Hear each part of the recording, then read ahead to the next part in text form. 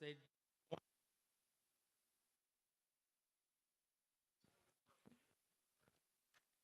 problem with the mic. I don't know if they can figure out what's going on back here, but it keeps going out on me.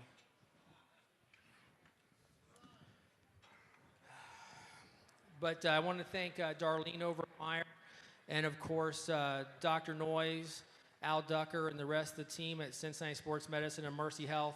We have a fantastic partnership with them. They've been big supporters for many years and helping us to achieve a lot of great things. In addition to them, yeah, round of applause.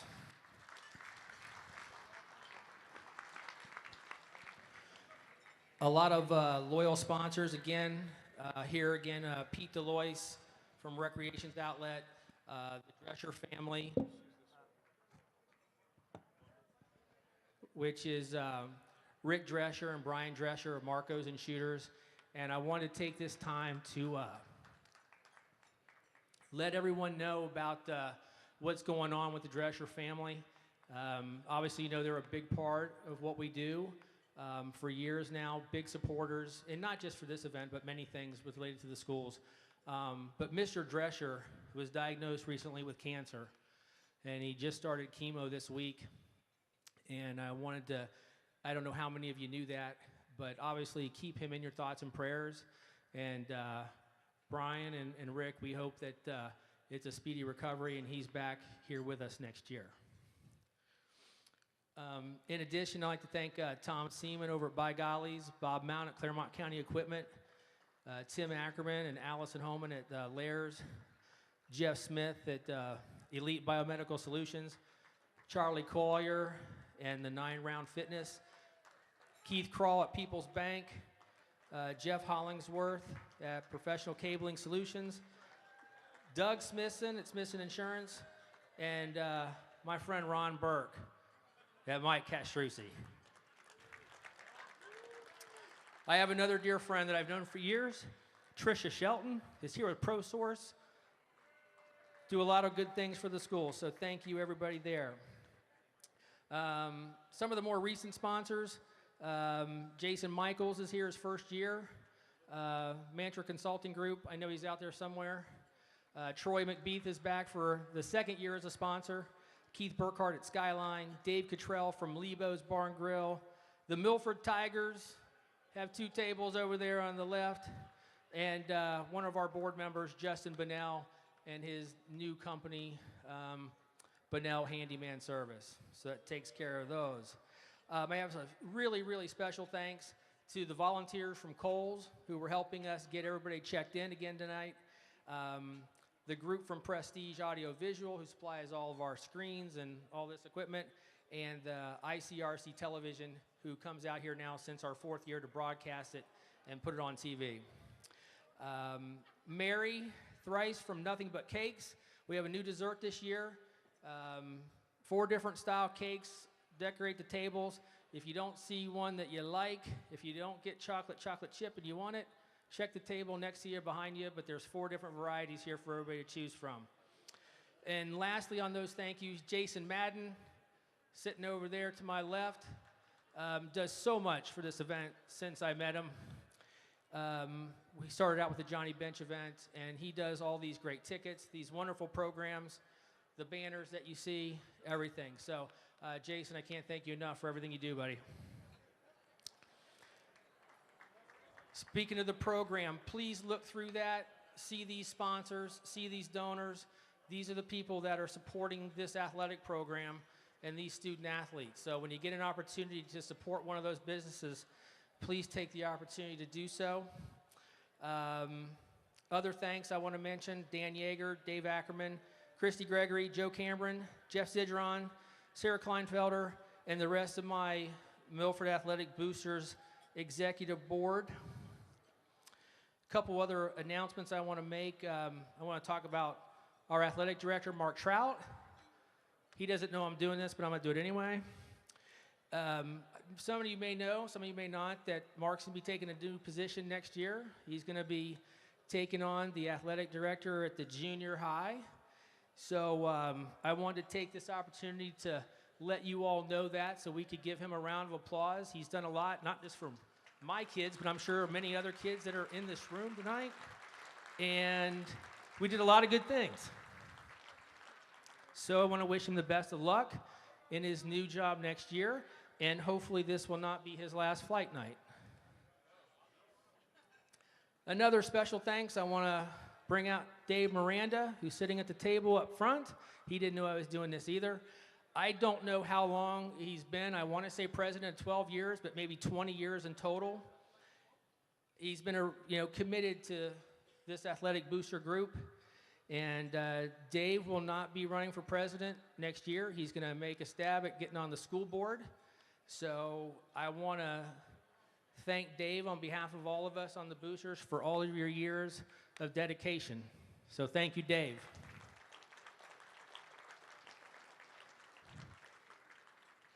Last, my wife, Bridget, simply said for putting up with all my shit for the last month, 6 weeks, whatever. Okay, it's going to be a good night. I'm going to get started with bringing up our intro speaker. I've got to spend a lot of time with Tom Browning, road trips to Chicago, hanging out with him in Cleveland, and I'll give him a little plug right now. If you haven't been to Browning's on York down in northern Kentucky, his new bar, if you're hitting a Reds game over the summer, take time and maybe you'll run into Tommy there and have a beer with him at his bar. Browning's on York. What I didn't know when I first started looking into this is, the Reds have 150 years of history. They're going to be celebrating their 150th season. Tom is still 12th all time on the Reds win list with 123 wins. And one of those wins came in spectacular fashion. Well, actually two, because he was the winning pitcher of Game 3 of the 1990 World Series. But on September 16th, 1988, he did what only 11 other players in Major League Baseball history had done before him. And he always points out to me that he's still the only one to do it on AstroTurf. So, with that being said, I'm going to bring up left-hander and 1990 World Series champion, Tom Browning.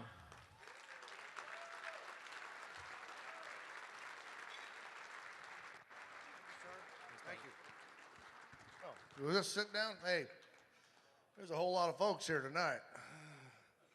Thank you, Todd. Yeah, it's pretty awesome for a while.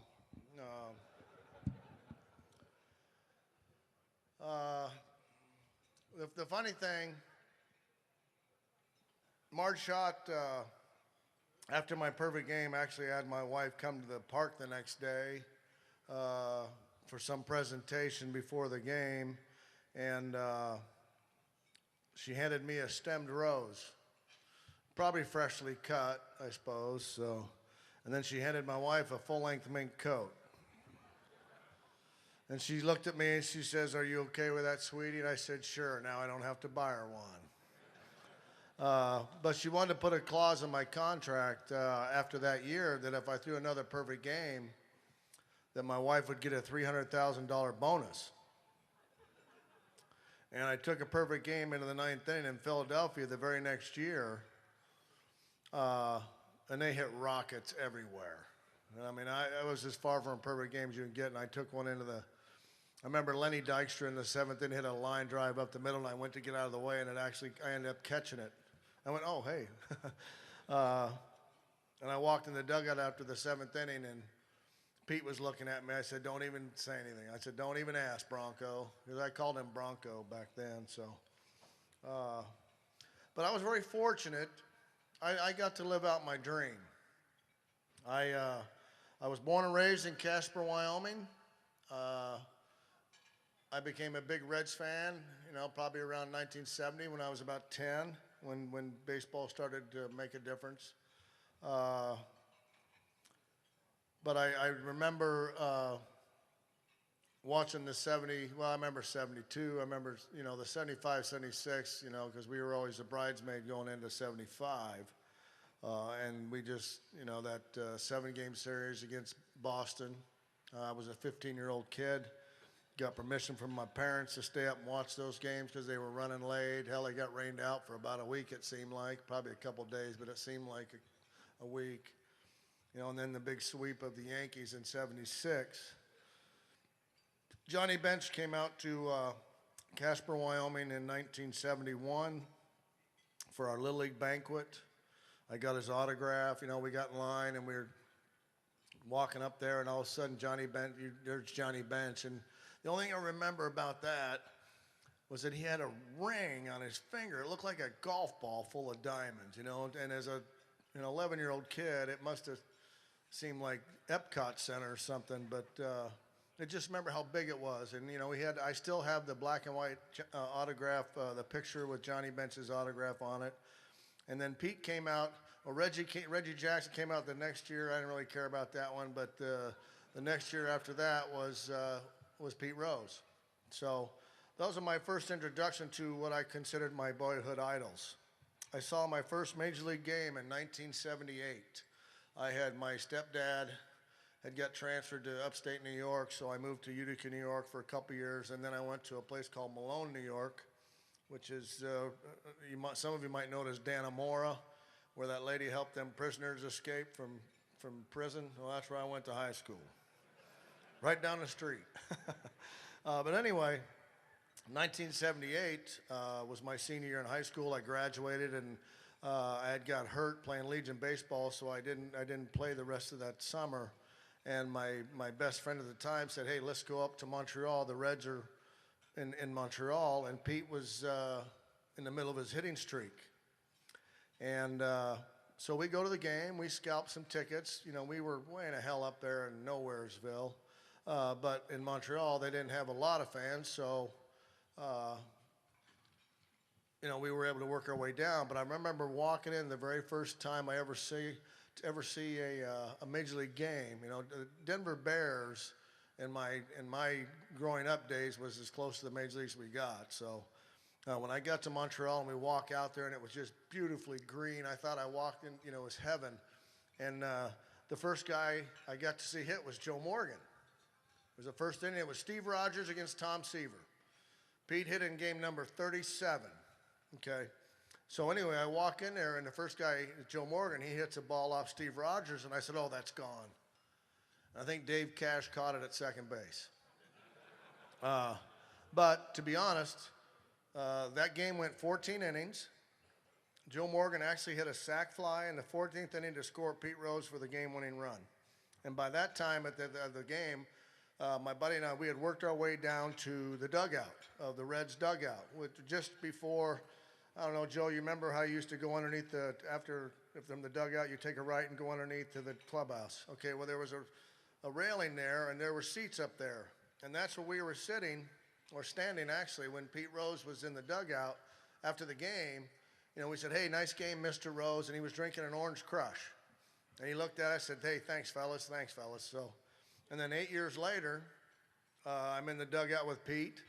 I said, "Hey, Bronco," I said, 8 years ago, I stood right there after graduating from high school, after you hit in game number 37, and, you know, gave him the story. Of course, he knew all the stats, so I didn't have to really tell him all that stuff. But, you know, I was kind of proud of that moment. So they made the Big Red Machine. You know, I tell people now that I live in Cincinnati. I've been here for 30 years now, and I said they got spoiled by that team, because they expected every team to be like that. And there was just no way. I mean, there's no way we could afford a team like that now, but they were such a fundamentally sound team. And I remember asking Johnny one time, you know, "What made you guys so good?" And he said, "Well, we knew we were going to beat that team on the other side." He said, "And the cool thing is they knew it too." So, but that was a team that made an impression on me. I used to bowl on Saturdays, and back in the 70s, they only had game of the week, you know, Saturday game of the week, and then they eventually brought in a Monday night game of the week as well. But back then, it was just Saturday game of the week. It was at 1 o'clock every Saturday, and in Wyoming, we were 2 hours behind, and I used to bowl every Saturday at 11 o'clock, and it just seemed like in the fall that the Reds were on TV all the time, and obviously they were when they got the playoffs and stuff. But they made a big impression on me. They taught me how to play the game. I watched them. Cesar Geronimo was my favorite player, okay, because he was an everyday player. He's left-handed. He played center field, and that's what I wanted to do. But I couldn't hit, so I had to stop at that hill on the way out there. So, but they made such an impression on me, you know, and I remember even growing up and my friends being Mets fans and Oakland A fans and whatever else, I was just steadfast Reds. And then when I was able to get drafted by the Reds, and I finally got to Cincinnati in 1984, Tony Perez, Pete Rose, David Concepcion, and Ken Griffey were there still. So I got to spend some time with the Big Red Machine, and Tony was still playing and Pete was still playing. So it was an honor, you know, and I remember I get called up in '84 and I got to meet the team in LA. I'm scared shitless. I don't know what to, I get to the Dodger Stadium, I take a cab from the hotel, and the guy, I tried to tell the guy, I just got called up, I'm a new guy, you know, I don't know where I'm going. He thought I was full of shit, you know, he thought I was lying to him. I said, listen, I don't, he finally let me in, he let me down into the clubhouse, and I get in the clubhouse, and the first guy there to meet me is Pete Rose. And he said, hey, Tom, welcome to Cincinnati, you know, and I don't even remember what I said. I said, thanks, Pete, or Skip, or Mr. Rose. I was just, you know, I was kind of in a dream, to be honest. And I said, thank you, whatever, and I started walking away. And when you're a call-up in September, you're hoping that you get a chance to pitch somewhere, you know, in relief. Probably most of the time you get a chance to pitch an inning or two, whatever. And I was a starter my whole career coming up in the minor leagues. And anyway, I started walking away, and he goes, oh, by the way, Mario Soto's wife went into labor. He had to go home, so you got his start on Sunday.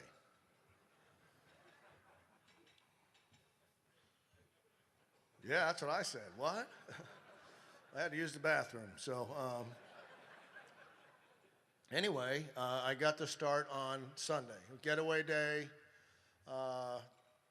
You know, I warmed up in the bullpen. I just kind of wrote it. You know, I just said, oh, wow, this is so cool. So anyway, I pitched, I took a shutout into the ninth inning. And a guy by the name of Greg Brock, who went to the University of Wyoming, broke up my shutout in the ninth inning. But I had a really good game. And after the game, I showered. You know, we're getting ready to get on the bus to fly back to Cincinnati. And I'm dressed, and Tony Perez's locker was right next to mine. And I'm dressed, I'm ready to go, and then this reporter comes up to me and says, hey, Tom, if you got a few minutes, I'd like to talk to you. And I said, oh, sure, go ahead. And about that time, Tony Perez, in his greatest English, said, hey, Rook, we're not waiting on your ass. Get your ass on the bus. So I said, I got to go. Thank you, you know, so I got to go. So I got a start in September, and it went so well that they gave me another start. I actually got 3 starts in September, and back then I wore number 54, and in the mid-'80s, 54 was a high number. It's not so much now. So anyway, I got to pitch in Houston, and my wife, I was in Wichita, Kansas in AAA when I got called up, and my wife was 8 months pregnant, 8.5 months pregnant, so she didn't even leave. She stayed in Wichita. My mom flew out, and my sister, and they kind of hung out with her while I went and hung out in the big leagues. So I get a start, and my next start is in Houston. And I'm pitching the next day, and I get a call from my wife at midnight. She's in labor. She's going to the hospital. So I had to call Pete in the middle of the night saying, hey, you know, my wife's in labor in Wichita. I got a flight out at 6 o'clock. He says, aren't you pitching tomorrow? I said, yeah. I said, I'll be back. So he said, okay, I'll get someone to take your spot just in case. And I said, oh, okay. So anyway, I get on the plane at 6 o'clock. I land in Wichita at 7. My daughter was born at 6. So I missed her. I missed the birth, you know, but I got to hold her and stuff. And it was, you know, first child, it's hard to explain, but I was pretty infatuated with it, you know, until about 10 o'clock. I said, gosh, she's beautiful, honey, you know, all the things you need to say. I said, but I'm supposed to pitch tonight in Houston. And she was okay with it because she knew, you know, whatever. So I get into the clubhouse at like 4, 4:30, and I see Pete, and he says, "Hey, I said I had a little girl, Tiffany Lynn. I gave him a cigar, I think. He said, okay, well, I got so-and-so to pitch for. I said, no, I'm okay. He goes, seriously? I said, yeah, I want to pitch. So it was against a guy named Bob Nepper, left-handed pitcher. And whenever we played against a left-handed pitcher, Pete didn't play because Pete only hit left-handed at the end of his career. So I go out there, and I go in. I get done with 7 innings, and it's 1-1. And I go sit in, kind of towards the end of the dugout, and Pete comes down and said, how you feel? I said, I'm good, I'm all right. And he says, well, I'm going to hit for you. I said, no, I'm okay. He said, no, I'm going to hit for you. I said, well, okay, whatever. But anyway, I finished off my first round in the major leagues, those 3 starts. I think I won 1 game. I pitched pretty good in all 3 of them, but again, I wore number 54, and then I come to spring training the next year, and I got number 32. And I said, oh, that's Fred Norman's number. And I was kind of a Fred Norman fan because he was left-handed. We threw very similar, although I probably threw a hell of a lot harder. So that gave me the thought that, well, if I pitch well here in spring training, I got a chance of making this team. And that's exactly what happened. I pitched well enough, and I was very fortunate that I had a pitching coach named Jim Cott. And Jim Cott came up in a generation of 4-man rotations. He talked Pete into going to a 4-man rotation to start the year. We broke camp in 1985 with 9 pitchers. Okay, we had 4 starters and 5 relievers. So we went on a 4-man rotation for a couple months, and Mario was our ace at the time, and he certainly was the ace. He was awesome. He ended up getting hurt, and we stopped it for a little while. Then we went back to it, and Pete said, you're pitching on 3 days rest the rest of the year, which was really cool for me because I like to pitch, and well, I'll get into that later if I need to, but I ended up winning 20 games, which was the first time, I don't know, since 54, I think, or something like that. Some guy named Graham or something did it. But I didn't think anything of it, I was living a dream. I wasn't even going to pinch myself in case I woke up, because all the great things were happening to me my first year in the major leagues. I remember pitching against the Giants. A guy named Mike Krukow. Played for the Phillies earlier, but he was with the Giants. My first time up the plate, I hit a triple off him. The center fielder and the right fielder tripped over each other in Riverfront, and I ended up getting a triple. I don't know if I scored or not, but I know my next time up, I came up with a man on third base with 1 out or no outs. And Terry Kennedy was the catcher. And Mike Krukow walked all the way to home plate and said, don't worry, TK, if he squares around a butt, I'm going to hit him right in the effing head. And my eyes got this big, I'm like, what did he say?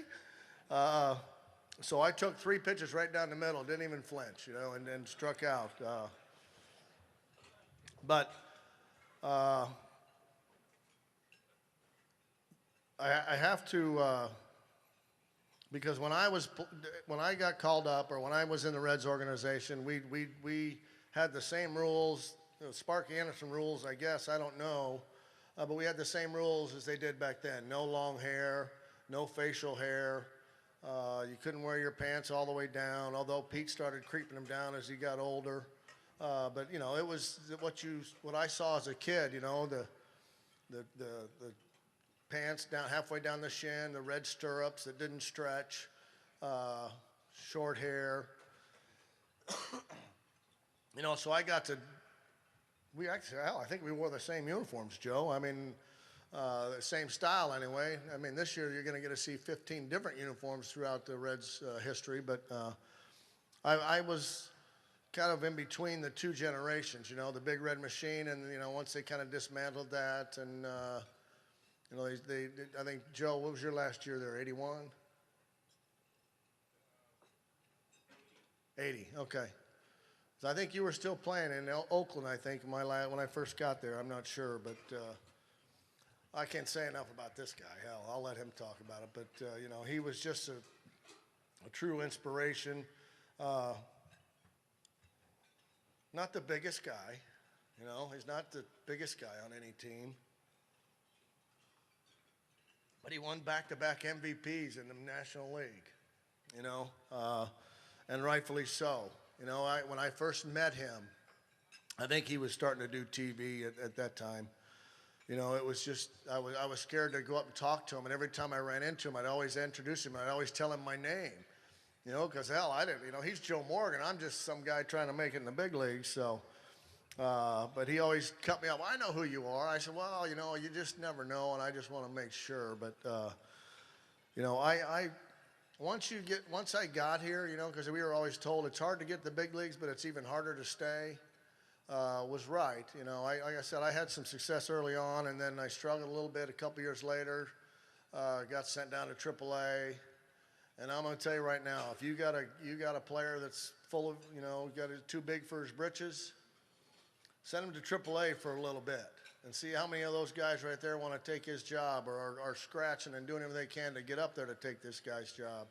You get a little bit more appreciation of it. So I did. I certainly got the message, and I certainly was, my job was to go out there and try to stay in the big leagues as long as I can. You know, in order to do that, you got to pitch well. You know, and I was fortunate that I was a strike thrower. I didn't throw exceptionally hard. And Joe and I were talking about this earlier, you know, about the age of the radar gun now. It's kind of taken over. I think these kids now are trying to see how hard they can throw, and then hopefully they throw it in a good spot. But you know, I remember the quote by Eddie Matthews, way back, said he could hit a bullet if it was straight. You know, and that is true. These major leaguers, I don't care if you throw 110.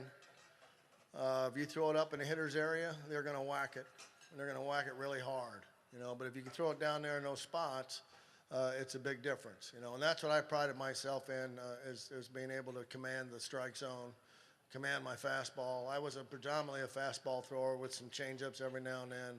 If I wanted to give up a home run, I always threw a breaking ball. Or it just seemed like every time I threw one, they hit one. So. That was my third pitch, and it wasn't very good. I had the same breaking ball in high school as I did in the big leagues, but I had a really good fastball changeup combination. I wasn't going to screw with that and try and invent another pitch. So I kind of stayed, and I was probably stubborn in that regard. But, you know, baseball has afforded me a lot of things, you know, and I coached for 10 or 11, 12 years in the Reds minor league system till 2015, and then I stepped away, and now I do some stuff for the marketing, and I stay close to home now. But I enjoyed watching these kids. I was in rookie ball for like 6 years, and I loved it. You know, I loved it.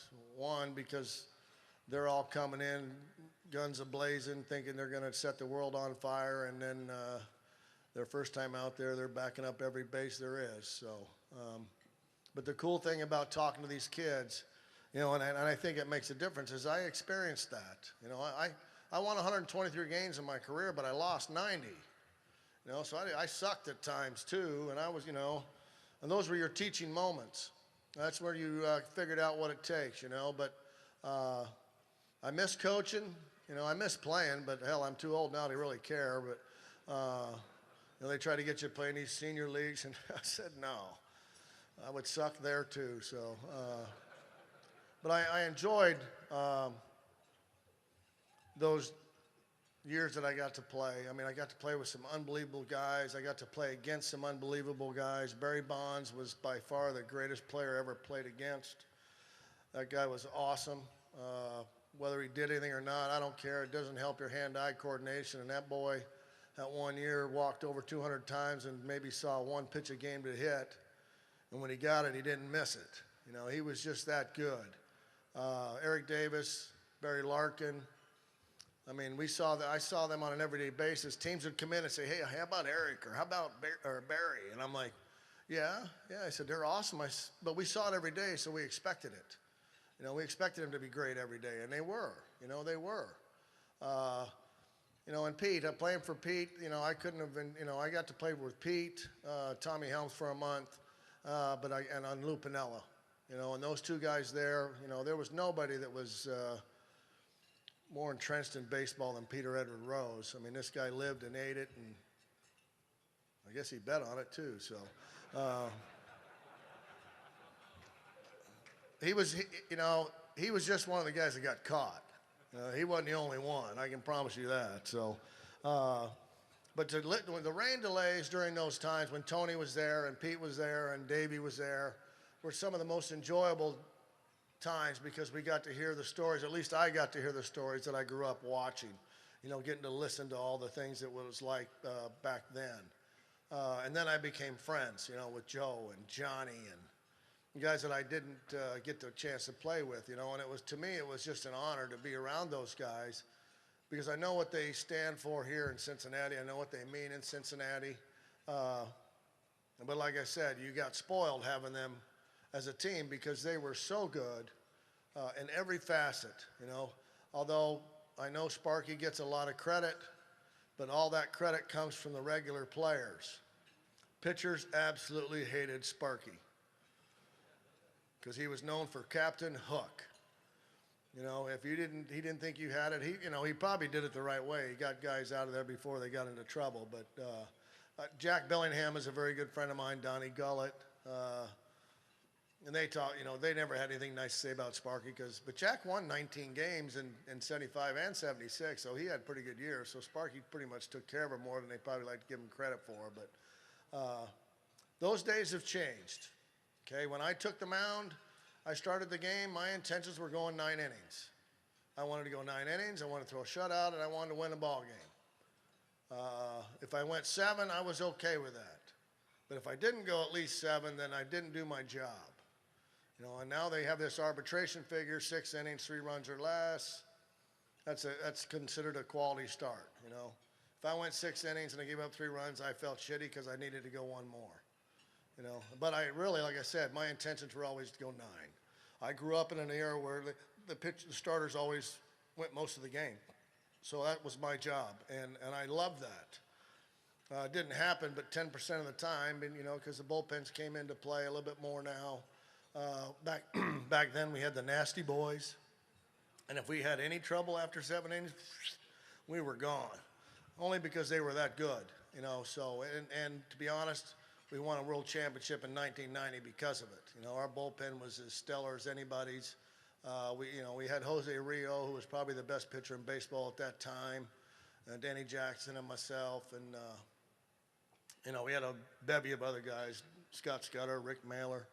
But I pitched in Game 3 of the World Series, and Ricky Henderson, I gave up 2 runs in the first inning. We scored 3, and I gave up 2. And the next inning, I faced a guy named Harold Baines, who just got put in the Hall of Fame, and deservedly so, if I may add. But Harold Baines and I had never, ever crossed paths, ever. I never pitched him in spring training, never saw him before. He never saw me before. So I said, well, he's going to take a first pitch. Nope. He almost hit it out of the Coliseum. He hit it so far, and I went, wow. Not on the first pitch, but anyway, we ended up winning World Series there, and that by far is probably the biggest highlight of my career outside of getting put in the Reds Hall of Fame. That's something I hold very dear. Thank you, yeah. I went in with Bopper Lee May and Tom Seaver, and I got more votes than both of them, so. For the Reds Hall of Fame anyway, but that was my highlight. But winning the World Series, the year we went through in 90, I'll tell you a quick story. Like all my stories are quick. 1990, we get locked out of spring training. Pete had been kicked out of baseball in 89. He was still living in Plant City. We used to go four-wheeling behind his house, and make him come out and turn his light on, whatever. So, but anyway, Pete had taken up the game of golf. And I was down there, we're down there early, waiting to get on for him to open up spring training. So Pete asked me if I wanted to play golf with him one day, and I said sure. So I had a buddy of mine that was with me, a guy named Jeff Henry, and then we put us with a fourth guy. His name was Steve Cunningham from South Carolina. Pete had his clubs that somebody gave him. Still had the plastic on the driver, with the sweet spot. And I said, hey, Bronco, you need to take that wrapper off there. He said, what? I said, yeah, that's just plastic, man. Take that off. So anyway, he cheated his ass off. You know, he was chipping, and he chunked his chip, and he said, "Oh, that don't count. You were talking to me. I got to do it over." You know, he probably shot 105, and he said he shot 85. But anyway, we're playing at Walden Lakes in Plant City, and the 8th hole was right along the road. And the tee box was recessed in these palmetto bushes, so you could see the front of the tee box, and that was it. You know, and Pete's back there talking to my buddy Steve Cunningham, and Jeff and I are at the top waiting for the group in the middle of the fairway to clear so we can hit. About that time, Lou Piniella drives by and he sees me.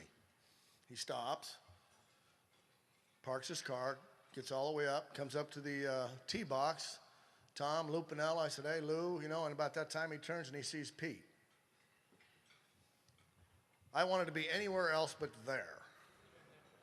I mean, it was just, you could just feel it, you know. I'm like, oh, sheesh. And Lou, and great Lou form, said, "Hey, Pete, maybe sometime I can sit down and talk to you about your team." And Pete said, "Yeah, that'd be pretty cool." So he kind of diffused it right there. So, but Lou was that kind of guy, you know. Lou cared. You know, obviously, he cared a lot. His first meeting he had after the lockout, and we all get in there, and he, you know, how they have to start spring training. "Hi, I'm Lou Piniella, I'm the manager," and he introduced his coaches, and he said, "There's too much talent in this room not to have won up to this point." He said, "This is our year, we're gonna go out there and win it." He said, "And second, I'm here to win too, so I don't care if you like me." And he just left it at that. And we walked off, and the very first day, we're doing cutoffs and relays, the very first day, the very first play, Lou goes off. He just pissed off because we didn't do it right, you know. So he kind of set the tone. But, you know, we had a good group of guys. You know, I won't compare us to the 75 or 76 team, but we had a good bunch of guys that enjoyed playing with one another. And we used to go out, you know, after games to go get ice cream or something. We used to go out in groups of like 6 or 7 or 8 guys. So we didn't care where we went. We just, we enjoyed being around one another. We raised hell, but we were there to play and we were there to win. You know, and we had some studs. And we had Paul O'Neill and Eric Davis and Billy Hatcher and Herm Winningham. You had Sabo, Lark, Benzinger and Hal Morris, Mariano Duncan and Ronnie Oster. Ronnie Oster was just one of my dearest friends, but what a gamer. What a gamer he was. And then Joe Oliver and Jeff Reed catching, and a bevy of guys in the rotation. But it was just a year that I cherish more than anything else. I threw a perfect game in 1988. I'm very proud of that. Nobody ever goes into a game as a pitcher with the intentions of throwing a no-hitter or even a perfect game for that matter. It just so happened that I did it against the team that I enjoyed beating more than anybody else, and that was the Los Angeles Dodgers.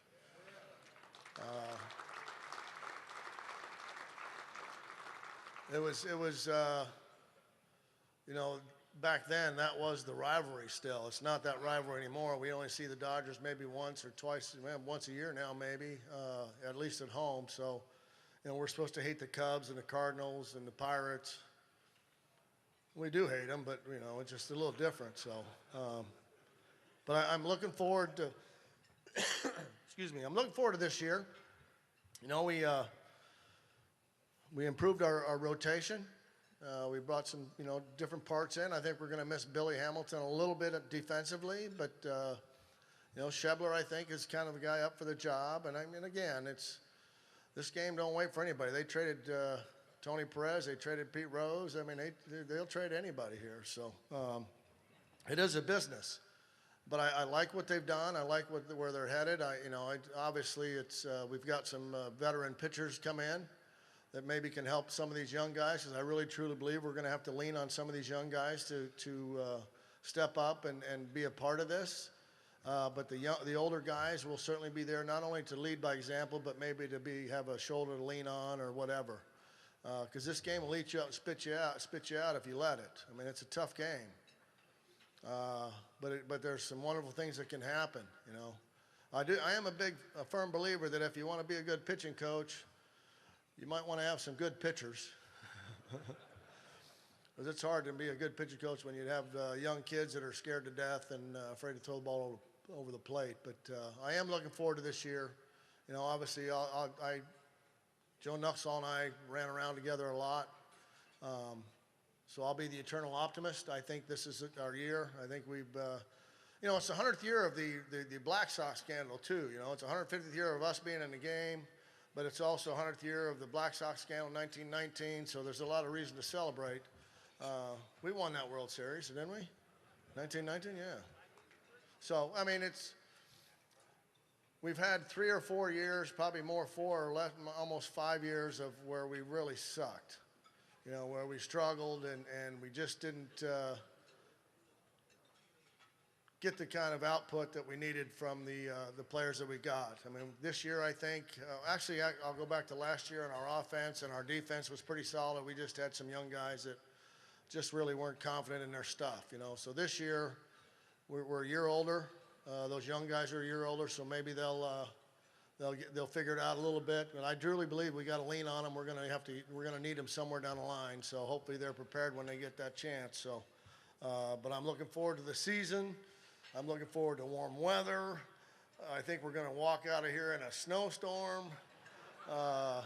So it's kind of hard to look that way. But I'm leaving for Arizona on Sunday, so I get to go out there for a week, and I'm looking forward to it. And just to get out there and you know, I miss that. I miss, you know, the hanging out with your guys. I don't miss having to prepare, and I know they're preparing stuff, but I enjoyed, you know, everything about baseball. And when I was in the major leagues, every spring training, I worked my ass off to show these kids or whoever else on the team that I deserve to have a spot on the team because I'm working for it. You know, and I did try to lead by example. They're a lot bigger now. They're a lot softer. This pitch count crap. I mean, we're wasting spots in the dugout because we're bringing all these pitchers. You know, although I do know that I think they're making everybody throw to 3 hitters now. Is that right? Every pitcher that comes in's got to pitch to 3 hitters, unless he gets the last out of an inning. They got a pinch hit for him or something. I guess I don't know, but they keep trying to reinvent this wheel, and it's a really good wheel already. You know, pitchers, you got good pitching, you got a chance. You know, and if somebody gets drilled on your team, our job is to drill their guy, and then it'd be done. But now the umpires get in the middle of it and think, well, I think you threw at him. Well, hell yeah, I threw at him because he threw at my guy. And then it should be done. But now the umpires are, you know, they're getting a little bit too boisterous. And, you know, I talked to David Bell during the winter. And David Bell, you know, to me was the perfect choice, honestly. In my opinion, I got to coach with him one spring. He will not be unprepared, and he will protect his players.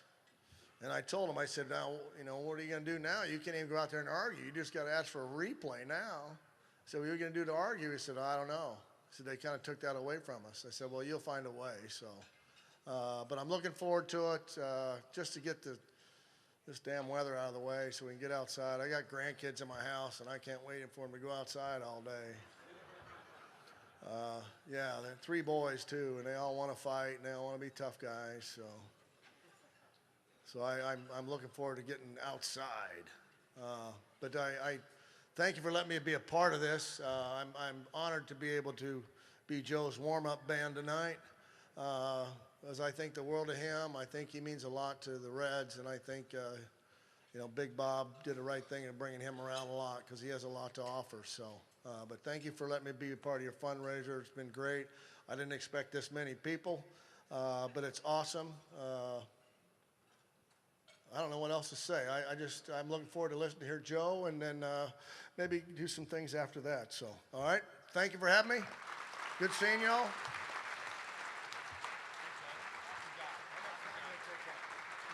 You're fine. Mr. Perfect.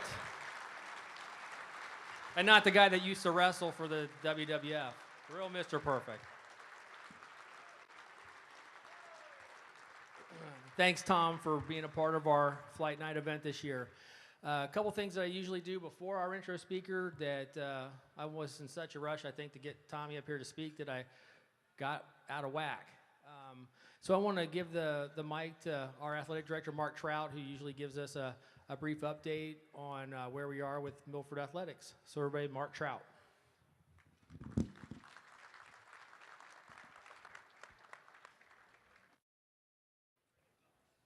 Good evening, everybody.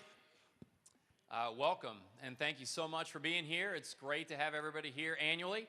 See a lot of the same faces coming around, and I know that means a lot to all of us in the athletic department here at Milford High School. And the fact that all of you keep coming back year after year, we know we're putting on a fantastic event. Want to thank Todd and the Booster Board for all that they do. They do an awesome job here for this event, as well as a lot of our other events throughout the year. The craft show and all the concessions. Just goes on and on with everything they do. Uh-oh. I sure hope I'm not losing the mic, Todd. So, my appreciation to all of you for being here, and also to the Booster Board and Todd for everything that they've done. Todd always asks me to come up and give a couple quick updates. Our athletic department is doing awesome. I usually go back to the spring of last year because this event is always before the spring. So to give you a quick update, last year, baseball and softball were both ECC champions. For baseball, yeah, give it up for baseball and softball. I always tell people at Milford, we kind of got that bat and ball thing figured out. I mean, we kind of got that figured out here in Milford. Softball's won 5 in a row, and baseball's won 5 of the last 6 league championships. So congratulations to Coach Kilgore, Coach Gregory, and their staff, and all the kids. They're doing awesome. This fall, boys golf won the ECC championship again. They have won 4 out of the last 5 league championships, so we got the club thing figured out as well. Girls cross country had a state qualifier in Emmy Sager, which was great. And football went to the playoffs for the 2nd year in a row. And we had our first home game for football. If you were there, it was awesome. We had a comeback. We won, and that was our first win in Milford history in the playoffs for the football program. So 2 years in a row, home game, first win for football, and congratulations to Coach Grippa and his staff and everybody that, all the players that helped make that happen, which was awesome.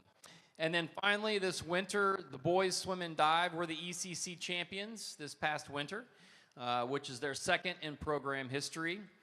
Boys swim had 4 state qualifiers: Chase Fisher, Evan Fentress, Sam Leatherwood, and Tyler Babnick. And Tyler Babnick was 3rd in the state in the 100 breaststroke. So he did a great job. Congratulations. Ooh, there we go.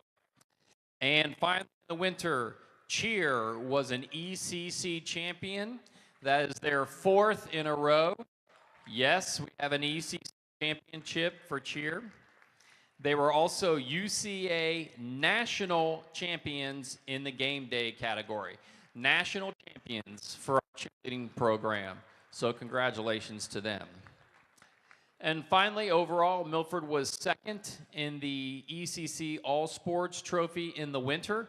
That is our highest finish in any season in the history of our program in the ECC. So we were 2nd, and we're looking for a fantastic spring coming up here in a little bit. So congratulations to all of our athletes, all of our coaches. Certainly an honor and a pleasure for me to work with them. Look forward to continuing to do so in a new role, but fantastic to join the staff and the program at the junior high. Looking forward to that, and we're looking forward to better weather, as Mr. Browning alluded to. That'll be great. And I think now I'm going to invite up our superintendent, Mrs. Nancy House, who has some exciting things to talk about for our district, an opportunity coming up this spring, which is very exciting. So thank you all for your support. Thank you for being here tonight, and welcome, Mrs. House. Thank you, Mr. Trout. Thank you, Mr. Moore. Thank you, Mr. Trout. Good evening, Milford family. I would have to agree with Mr. Browning. The Big Red Machine spoiled all of us who grew up in Cincinnati, those who were in high school during the 70s. This community, in some ways, has spoiled us too. We are such an amazing community, and what the Athletic Boosters have done is truly incredible. I just looked at some information about a week ago. Over the past 18 years, our Athletic Boosters have raised $2.1 million.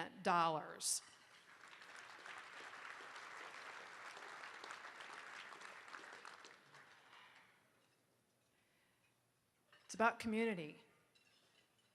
It's about coming together, and it's about uniting the M. The bond issue that's on the ballot May 7th addresses everything that makes up education: academics, extracurriculars, including the arts and sports. Those are not wants, those are all essential parts of education.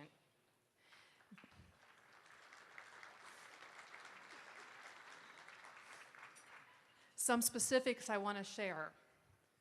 The bond issue includes upgrades to the stadium, replacing what is currently the visitor side of the football stadium, lacrosse stadium, that will again be the home side. Real restrooms. Yeah, come on. Larger, improved concession stand area. Weight room, fitness center. Wrestling facility. Yay. It is time to unite the M. If you want more information, you want the facts, unitethem.org. May 7th, it is in the midst of spring sports. Know what that's like? Midst of baseball, softball, lacrosse, track and field, boys volleyball, training for other sports. So if May 7th is going to be a busy day for you, get an absentee ballot or vote early. Thank you, and thank you for your support. Thank you again, Mr. Moore.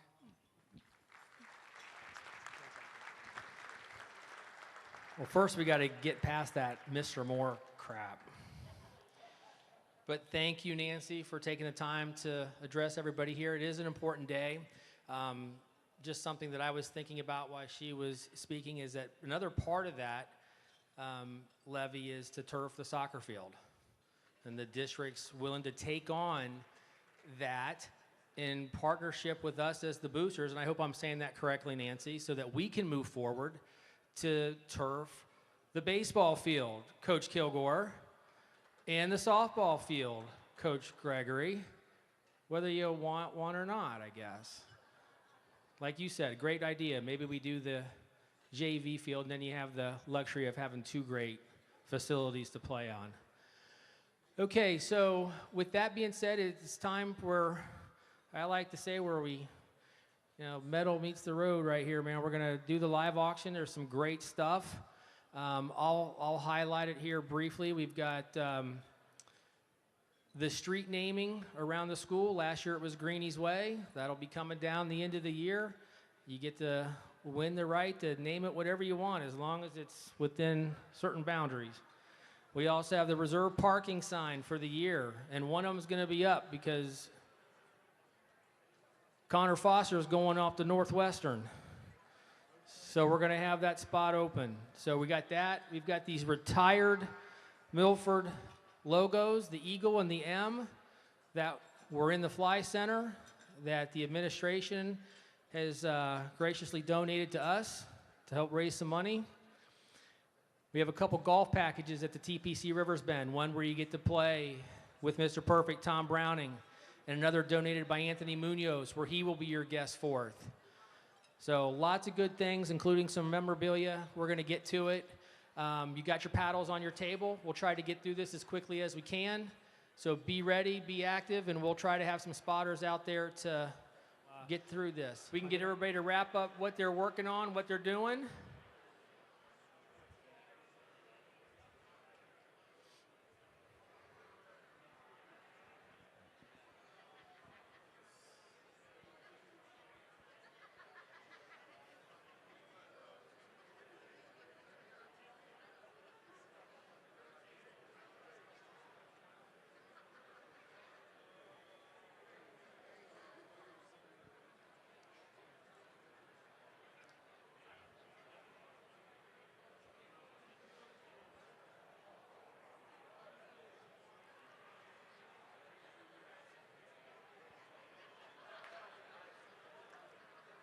We'll leave a few minutes at the end for bidding and last-minute ticket purchases also. So if we can get everybody to take their seats here.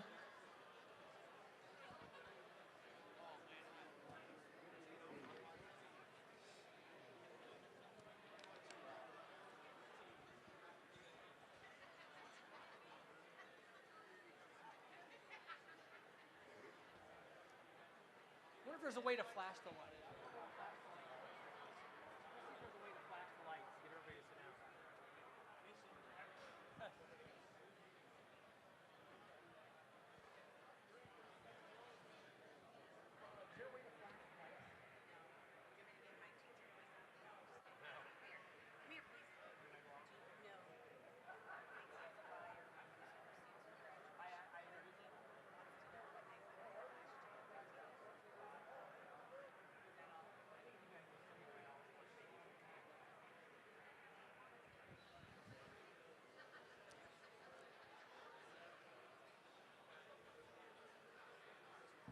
Is everybody about wrapped up?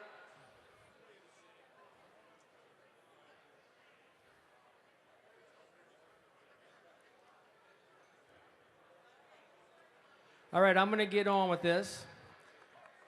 So, I've done some signings with Joe Morgan. Very nice to me, and lets me come out to his dealership. And I can tell you that the conversations that I've had with him and discussing Hall of Fame or the Hall of not so good anymore. I mean, I've found that I've met a lot of baseball players, former players, and there's nobody I enjoy talking baseball with more than Joe Morgan. And I can tell you as a kid, like many of you, I played baseball, and at the time I was born in 1965, so if you do the math, you know how old I am. But at that time, when you become, 7, 8, 9 years old, and you really start getting into the game, and you start following the Reds, these are the guys that you got to watch every day or, follow playing the game. I was a second baseman. I can tell you honestly, some of you know me, I'm a Pittsburgh fan. I grew up a Pirate fan, a Steeler fan, a Penguin fan. You hate me if you want, that's fine. I can tell you that I wasted a lot of money on Johnny Bench and Pete Rose cards on my dartboard. One I never threw darts at was Joe. I played second base. I wore number 8 because of Joe. And I find out recently that Joe wore number 8 for Pops Willie Stargell. So it kind of goes around. I hit left and I threw right. My dad switched me because I could play more positions. So I had a lot in common in watching Joe. So for that, I mean, it's always been important once we started doing this event to have Joe come and speak to everybody here. And I think after having Johnny and having Pete, we have another all-century member here in second baseman Hall of Famer Joe Morgan. And Joe, I want to thank you from the bottom of my heart for taking the time and flying cross country to be here with us tonight.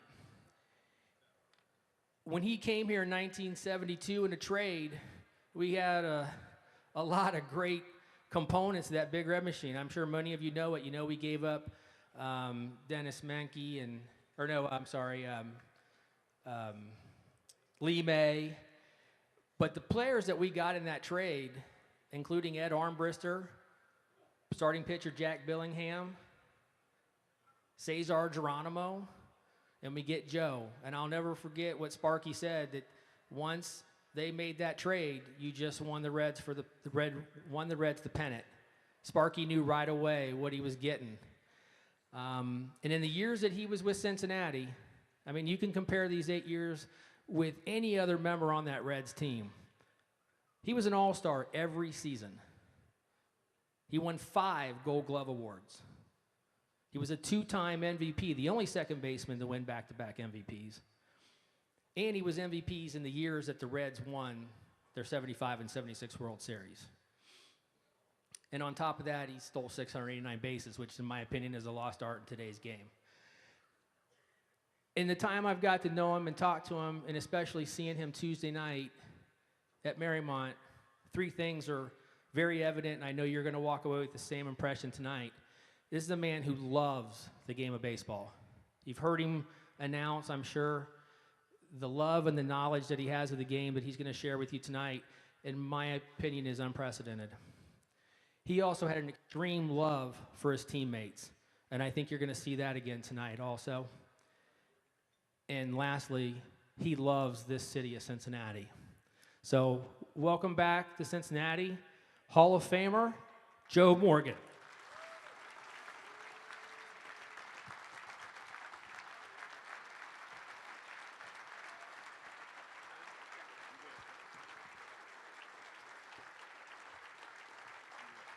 Thank you. Thanks, Todd. Thank you guys very much. I think he made a good point there. I happen to love Cincinnati, but Cincinnati has loved me back. So it's a mutual love affair. So I've been very fortunate to have spent time here. Before we start, I want to say, how many of you were here in 1972 when they made that trade? Raise your hands.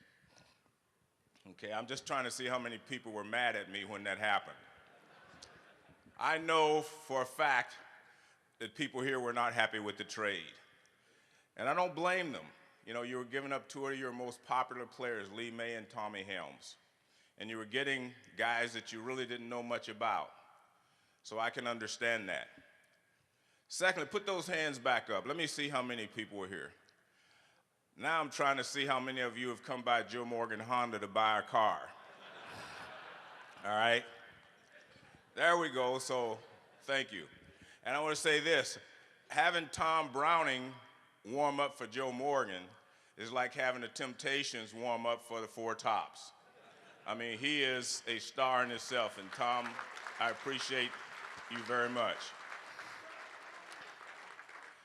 You know, speaking of businesses, you know, I wasn't the first Morgan to have a big business. My great-grandfather and grandmother had the first Morgan business.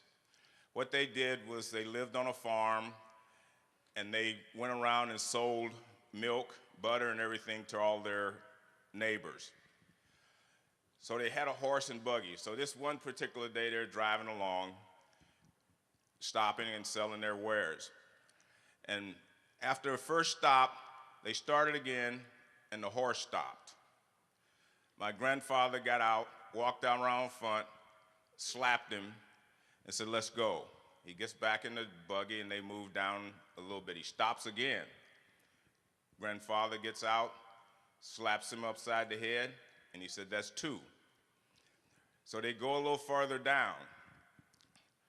Stops again. My grandfather gets out, takes the shotgun out, shoots him dead right there on the road. My grandmother panicked. She said, "Well, how are we going to finish our sales? How are we going to do this? How are we going to earn a living?" And my grandfather, he calmly looked at her. He said, "That's 1. So if any of you work with your wife, make sure you can't count to 3. I have to tell you, I have been blessed to be able to play my career in Cincinnati with some of the greatest players who ever lived. And I'm going to tell you this, if it seems like bragging, maybe it is. I played on the greatest team that's ever played.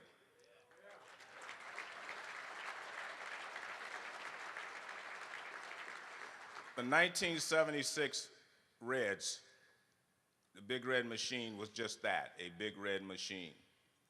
We went through Philadelphia, and then we swept the Yankees. We did not lose a game in the playoffs. That hasn't been done since, and it won't be done again because they've changed the structure a little bit. But that team, if we'd have played somebody else, we'd have swept them too. That's how good that team was. And I'm going to tell you something about that team. It wasn't, look, we were not Phi Beta Kappas off the field. But on the field, we were. We knew how to play. We knew what we were supposed to do to help the team. And everybody on that team sacrificed a little bit of their own individuality to make the team better. Todd said I stole 689 bases. I could have stole 750, but that wouldn't have made our team better. Bench could have hit more home runs, but it wouldn't have made our team better. There were times he'd hit a ball to right field just to get the rally started. Perez, Rose, everybody sacrificed to make the team better. And that's what makes a great team. But even though I've just said that, the thing that made us really great, we did not make mental mistakes. We would go weeks at a time without throwing to the wrong base, getting doubled off, and all of those types of things. Everything that you could do on a baseball field, this team could do. It had speed, not just me. We had Griffey Jr., we had Concepcion, we had a lot of guys that could run. Rose, everybody. We had power, Perez, Foster, Bench. I even hit a few home runs. We had defense. We had the best defense. Any team will tell you you have to be strong up the middle to be a championship team. We had 4 Gold Glove winners right up the middle. Bench at catcher, myself at second, Davey Concepcion shortstop, and Cesar Geronimo in center field. You do not get a better 4 guys up the diamond than those 4 guys. And I'm just happy that I was one of those players. Look, when I came here from Houston, again, all you guys with your hands up, you weren't happy, but I understand. When I first went to spring training, Tony Perez and Bench came over to me to welcome me to the team. At least that's what I thought they were doing. But I got to them, they came over and they said, hey man, we're glad to have you here because we need a left-handed hitter to help us against guys like Tom Seaver, Bob Gibson, all these hard-throwing right-handers. They said, can you hit a fast? I said, I love the fastball. I can hit the fastball. They said, well, great. So we go through spring training, and every day they're at, you can hit the fastball, right? I said, I can hit the fastball. So the first game we played against Tom Seaver, he's pitching. In the first inning, I was hitting second. Pete hit a fly ball. I go up. Tom Seaver throws me 3 fastballs. I don't touch any of them. So I turn around, and I'm going back to the dugout.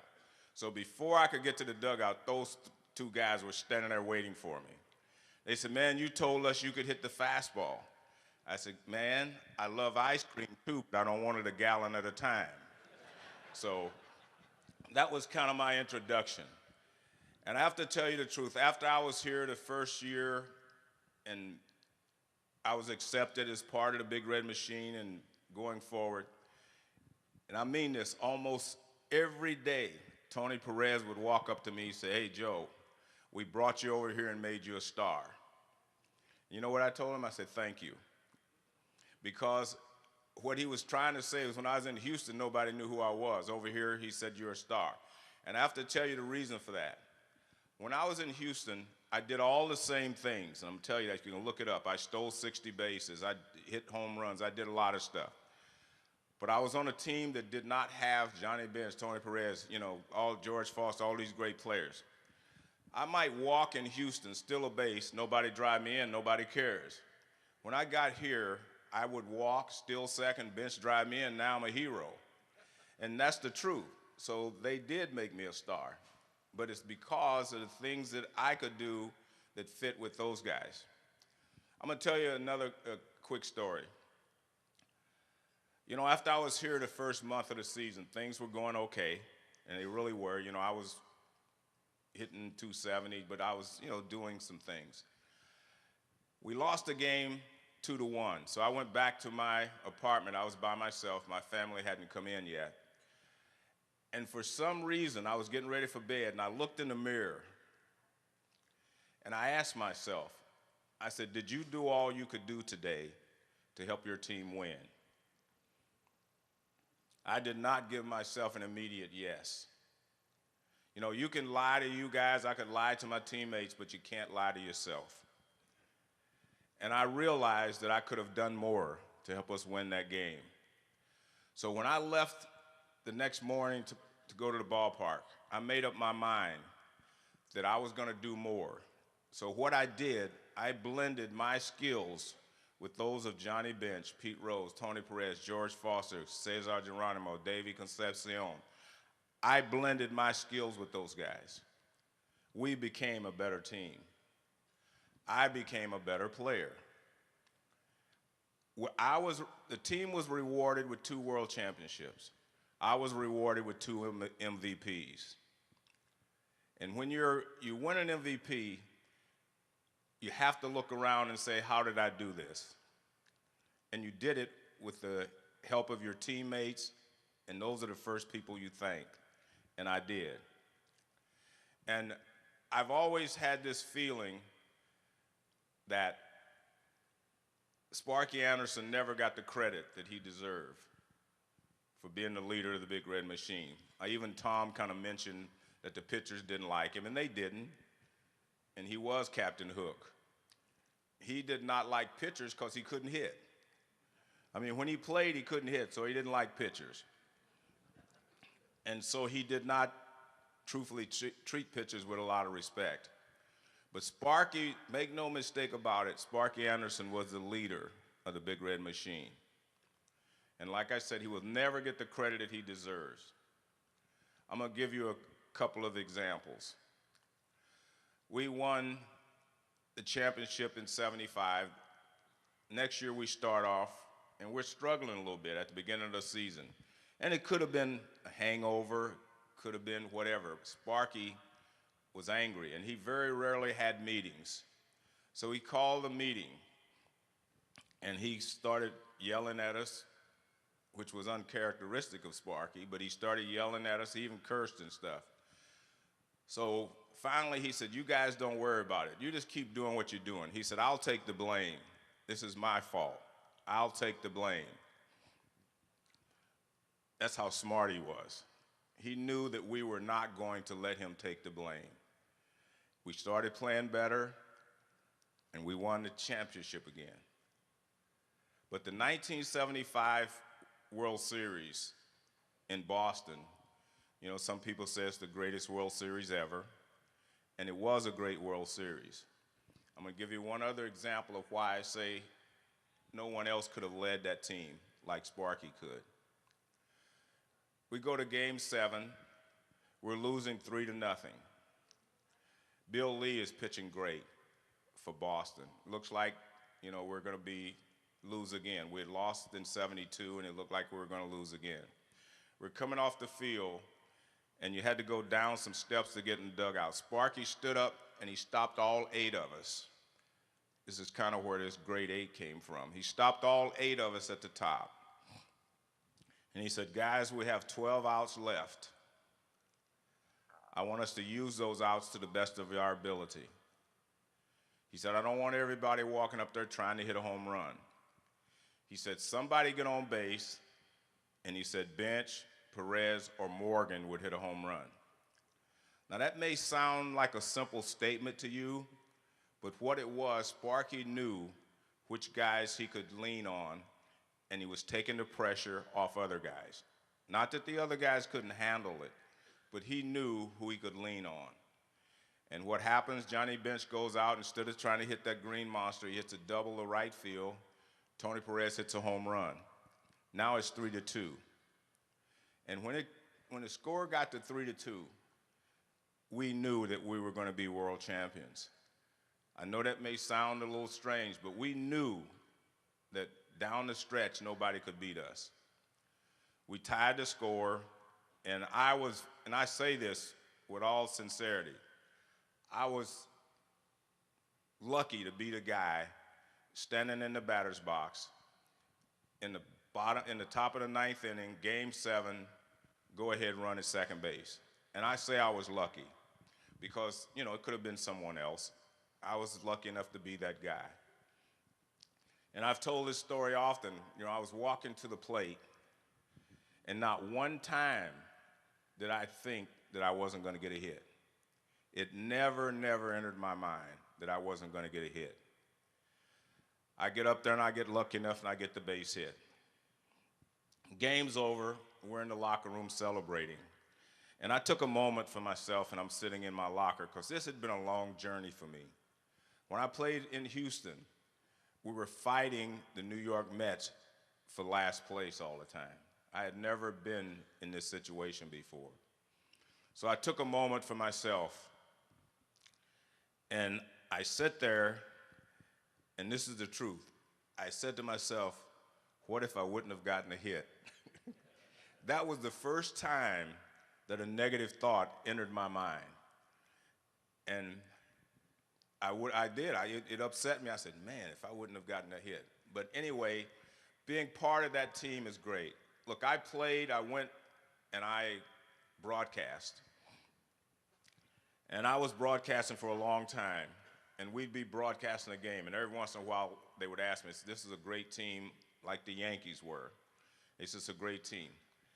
And honestly, when I looked out on the field, I would say to Bob Costas, whom I was working with, or John Miller, I'd say, John, there may be only 2 guys on that team that could have played on the Big Red Machine. So that tells you how great the Big Red Machine was. Because there have been a lot of really good teams in Major League Baseball. And the Yankees were one of those teams. But even those guys could not match up, with the Big Red Machine. A lot of guys say, well, other teams had pitching. We had pitching too. We did not have it. What's the difference between, say, 10 guys winning 10 games, you get to 100, or 3 guys winning 20 and 60 and the others get to 100? 100 is 100. And Tom mentioned Jack Billingham. Jack was excellent. Jack Billingham, 2 years in a row, had 19 wins. We tried, man. We tried like heck, Tom, to get him his 20th win. We couldn't do it. There was something going on, and I guess, there is a barrier there. It's like the first time you hit 300, or the first time Tom, when he was trying to get to 20. Jack had 19 wins the first time, and he had like 4 starts left. So, it's just, we know he's going to win 20 games. We'd go out and score 4 in the first inning, Jack would give up 5. I'm serious. We'd go out next time, he'd give up 4 in the first, we'd get back to tie. Then he'd give up some more. He just could not get that 20th win. Not 1 year, but 2 years in a row. But he got to the World Series, and I think he still holds the World Series record for scoreless innings. That's how good he was.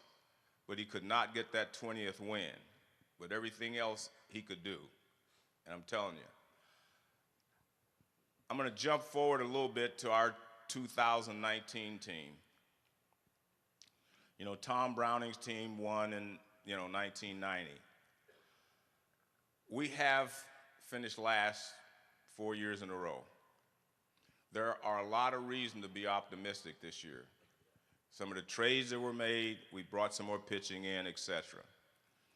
Now, my title is I'm Senior Advisor to the President of Baseball Operations, which means I make suggestions to Dick Williams. Okay, sometimes he listens, sometimes he doesn't. I've been there for the first 11 days of spring training. I'm going back next week for the final to help make all the cuts and, get ready for the season. I think that I'm a real believer in a track record. If a guy has done it before, he knows that he can do it again. That's confidence. We have a situation where we have like 5 guys in the outfield for 3 spots. Right now, Nick Senzel is playing center field. They're trying to make him a center fielder.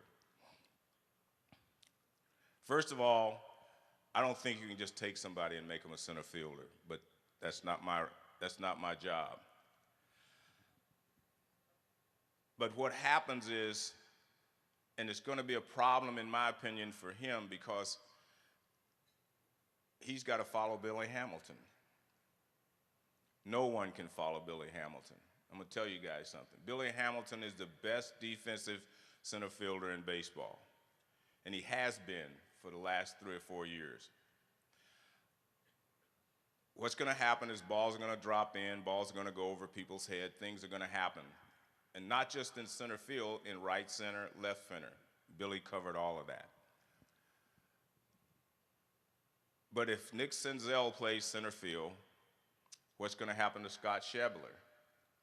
Because Yasiel Puig is going to play right field. We traded for him.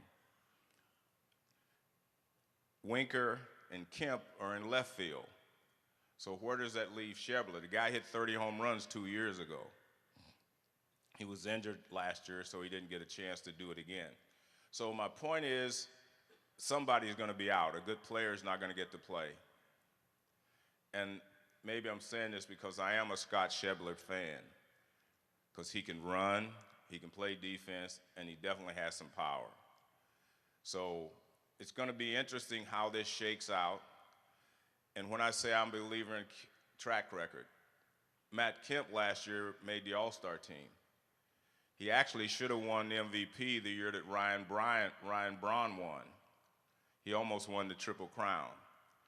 I mean, he has a track record, so, you know, to me, you got to let him play.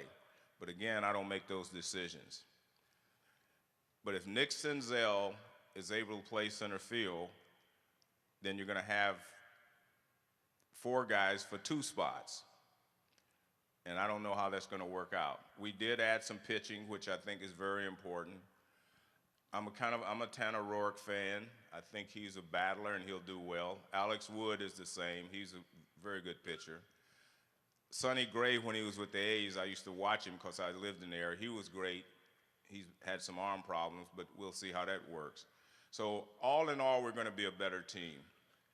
And I'll tell you another reason why. Jose Peraza, to me, at the last month of the season, he was the best player on the team.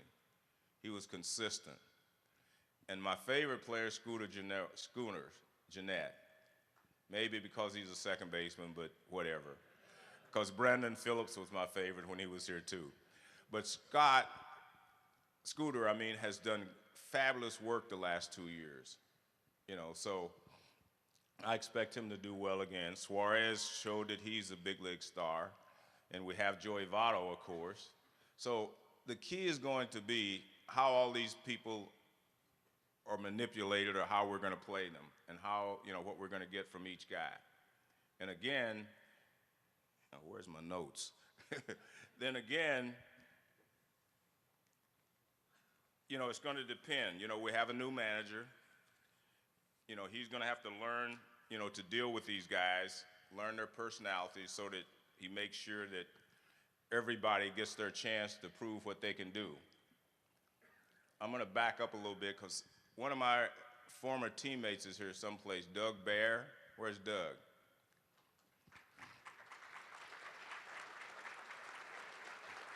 It was great to see Doug. Doug looks the same as he did when we were playing together. The rest of us, hair and everything's gone.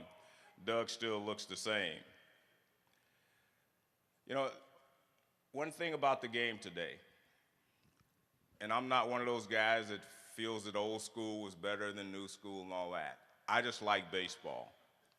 But one thing I want you to, to look at, the way the game is played now is different. I guess there's analytics, et cetera, makes a difference. But what happens now is guys strike out and there's no penalty for striking out. It's like guys strike out 200 times, doesn't matter if they hit 30 home runs. But that's not the way the game should be played. And just think about it. I think there was a statistic that said the ball's only in play every 3.5 minutes. Because either they're striking out, walking, popping up, or hitting a home run. Well, not popping up, but hitting a home run. I used to love watching games all the time. I have problems sometimes because I just do not like to see guys swing at balls that bounce in the dirt, and I think you've all seen that. But that's because their launch angle and everything they're doing, they're not really picking up the ball. So that makes a big difference. And one other thing that Tom was mentioning, the radar gun now. We all hear, this guy throws 98, this guy throws 96. Well, one thing to remember, when Bob Gibson, Sandy Koufax, Tom Seaver, all these great pitchers pitched, they measured the speed differently. They measured it when those guys were playing when it crossed the plate. They measure it now like 2 feet out of your hand. So it's faster here and it slows down as it gets to the plate. So in theory, if you're throwing 98 miles an hour, by the time it gets to the home plate, it's probably like 90 or 92. But that's, you know, that's one of the new innovations in the game.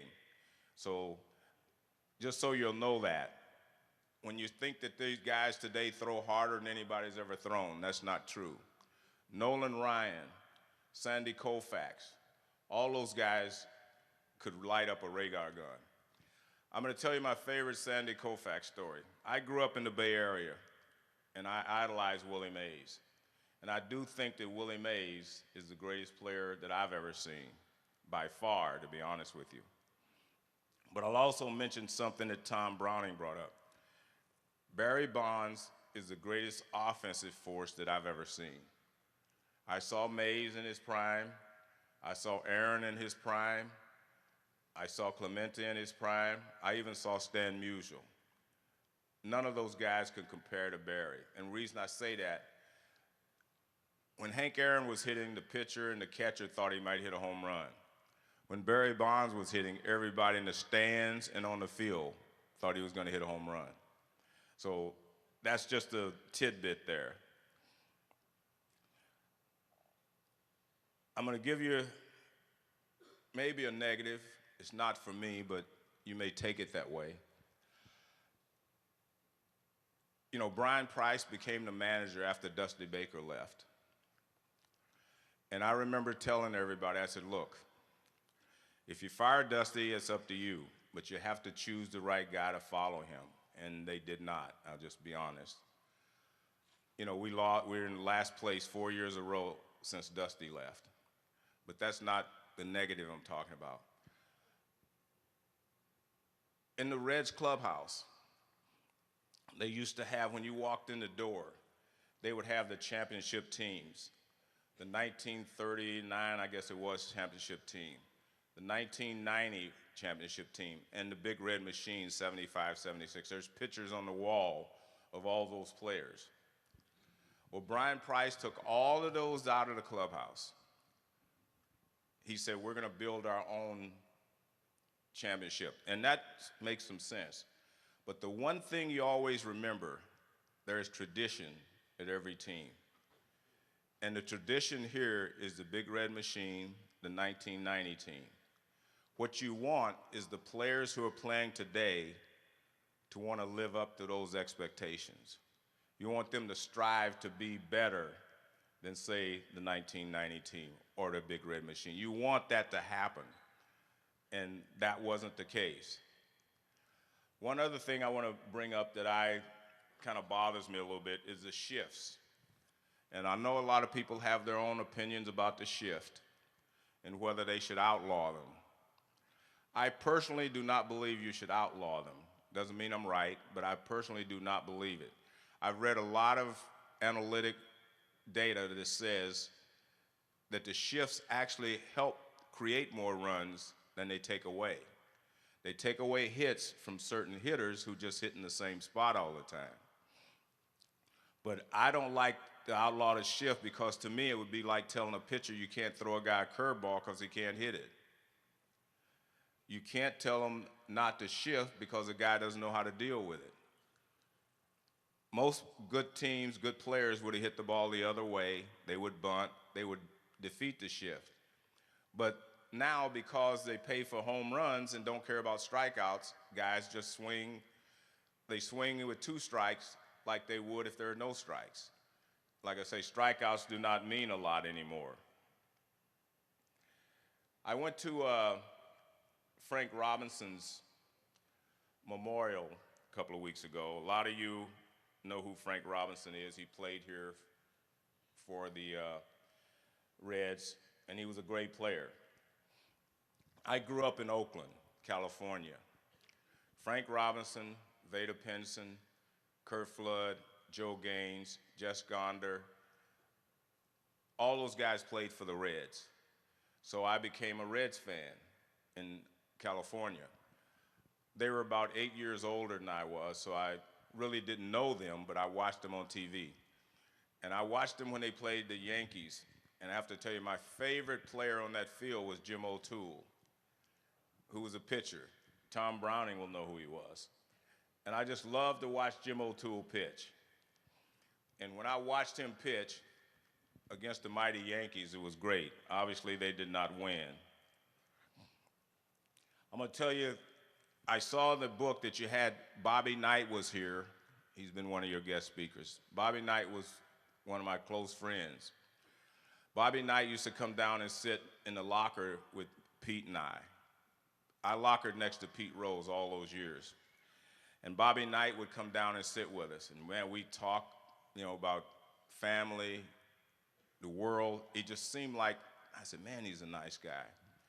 And then 3 days later, he was throwing a chair across the room, right? So I said, man, Pete, is that the same guy that was here? So he was, most of you may remember, he was coach of the USA basketball team, and he was overseas. And I get in the mail, I get a USA jersey, and I thought it was great. So I'm opening the jersey, and I have the news on. So I get ready to put my jersey on, and I look up, and they're throwing Bobby Knight out of the country. So Bobby was a little different. I have mentioned, the Great Eight, and that's what they called us, meaning the group of us, the Great Eight. And you start with Johnny Bench behind the plate. No one could catch like Johnny Bench. He kind of started the one-handed catch because he had strong hands. And I always remember we were playing the New York Yankees in '76, and we could not get Thurman Munson out, the catcher on the Yankees. And they came in after the game, and they were asking Sparky about Thurman Munson and comparing. And Sparky said to him, he said, don't ever embarrass anyone by comparing them to Johnny Bench. I mean, can you imagine what that statement meant in New York? The people, of course, hated him. And I have always stuck to that. I never would compare anyone to Johnny Bench. A couple of weeks ago, and we're in spring training, so a guy came up to another guy and he said, look, guys, you got two choices here. I'm going to give you two distinct choices.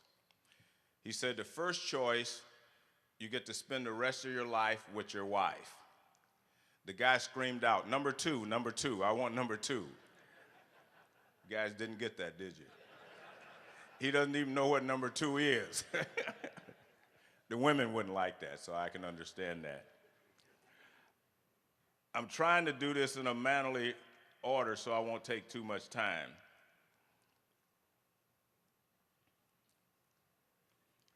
But I got a chance to play, like I say, with some of the greatest players who ever lived. And someone asked me last year, they asked me a question. They said, what do you consider the greatest moment of your life playing baseball? And I thought for a second, but it didn't take me long. I have been standing in the batter's box, 7th game of the World Series, and got a hit. I won 2 MVPs. I won 2 World Championships. I drove in the winning run, what they call a walk-off hit now, in the All-Star game in 1972. I was the most valuable player in the All-Star game. Everybody remembers the hit I got in the 9th inning against Boston, but I also drove in the winning run in Game 4 the same way. All the things that I have done, and I've been fortunate enough to have accomplished a lot, but the greatest moment in my baseball career was the day I put that Major League uniform on for the first time. I never dreamed of being a Hall of Famer even. I never dreamed of winning championships. My dream was to make it to the major leagues.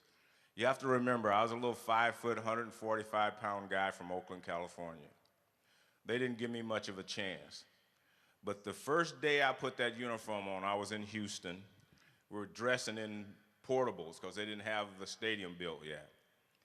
So what I did, I got my uniform, man, and it never fit because I was 5'5", 140 pounds. They didn't make those. But that day, when I buttoned that last button, tears started streaming down my eyes. And it seems like it was only yesterday. That is the greatest moment of my baseball life, the day that I put that uniform on. All the other things that have happened, they're fabulous, and most of them are because of other players that I played with, etc. But that, to me, was my own achievement. I did that. Because I was told from the time I was 15 years old, you were too small to play in the major leagues. And most of the teams wouldn't draft me. Well, we didn't have a draft then. They wouldn't sign me. The only two teams that wanted me, one was the New York Yankees, and they were world champions. And Bobby Richardson was the second baseman, so I didn't want to go there. And the other was Houston. So I decided that I would go to Houston. I grew up idolizing two people, Nellie Fox and Jackie Robinson. Jackie Robinson because he made it possible for me to dream to play in the major leagues. And Nellie Fox because he played the game the way I wanted to play it as a second baseman. So I go to Houston my first year, and Nellie Fox is a player coach. I thought I had died and gone to heaven. It doesn't get any better than that. At least I didn't think so. Your idol is there with you, the guy that you've idolized all this time. Nellie Fox and I became best friends. He taught me how to be a major leaguer on and off the field. And to this day, I still keep in contact with his wife. I mean, he taught me everything there was to know. I tell people all the time, I learned more my first year in baseball in the major leagues than most guys learn in 5 years. That was because of Nellie Fox. That's because of Bob Lillis, Joe Gaines, Walt Bond, Eddie Casco. Those guys taught me how to play. When I came to Cincinnati, I know it sounds strange, but when I came here, I already knew how to play. I knew how to play. That's why I say when I looked in that mirror that night, I knew I could do more. And so when I did blend my skills with all these great players, we became a great team. And I became, I'll say, a great player because I'm in the Hall of Fame. But I want to, and that brings me to another point. Frank Robinson, we have a dinner every year at the Hall of Fame when we induct people. At the dinner, you know, you can stand up and say what you want to say, or you bring up new business, old business, whatever. Frank Robinson stood up and he said, "We're making it too easy to get to the Hall of Fame." He said, when you were playing the other team, you knew who the Hall of Famers were. If you were playing, you knew Johnny Bench was a Hall of Famer. You knew that. What he said was, we're making it too easy. And what a lot of people are saying, we're making it the Hall of Very Good now, instead of the Hall of Fame. Less than 0.5% of all the players who have played have made it to the Hall of Fame. There have been a lot of really, really good players. I personally believe that there are a lot of players that I played against that deserve to be in the Hall of Fame, and they're not. I played with a guy, Davey Concepcion. He is a Hall of Famer.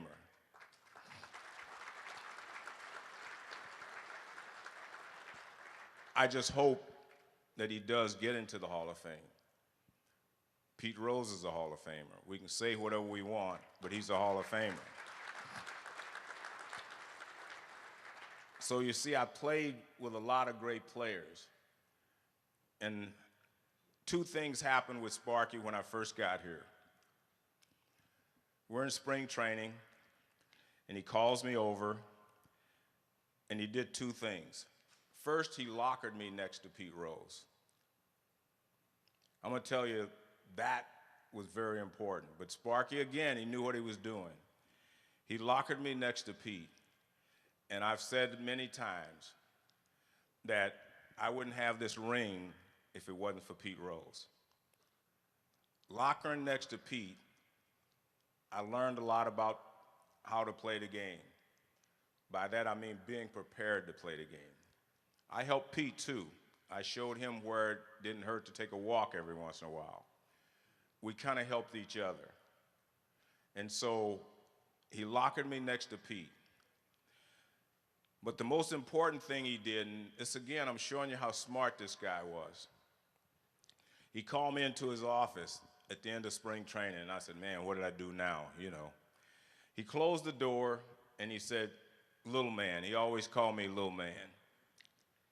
He said, I'm going to do something with you I've never done with anyone else. He said, I'm never going to give you a sign. He said, I'm going to let you play. He said, you have proven to me that you're always going to do what's best for the team. Now, that may sound like a real compliment, and it was to me, but it was also very smart. Because Sparky knew from that moment on I would never do anything that wasn't in the best interest of the team. I would not bunt when I shouldn't. I wouldn't steal a base when I didn't need to. All these things, he knew what he was doing. And that's why I say no one else could have managed that team to the championships. Bill Russell, the great Celtic basketball player and our best friends, we used to sit and talk.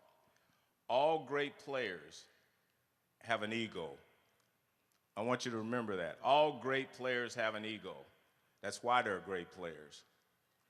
Every day I went on that field, I wanted to prove that I was the best player out there. Now think about that. I'm going out there with Johnny Bench, Pete Rose, Tony Perez, all these great players. But my mindset was, I want to prove that I'm the best player out there. I didn't every time, because you can't. But that's the mindset. I guarantee you Johnny Bench had that same thought. Pete Rose had that same thought. Everybody, that's where that ego comes in. Sparky was able to manage those egos and keep them in check. Sparky's favorite line was, when one of us would get out of line or think we were better than we really were, he would say, this is a real big wheel, and you're only one spoke in it. So make sure that you're not the spoke that breaks down the wheel.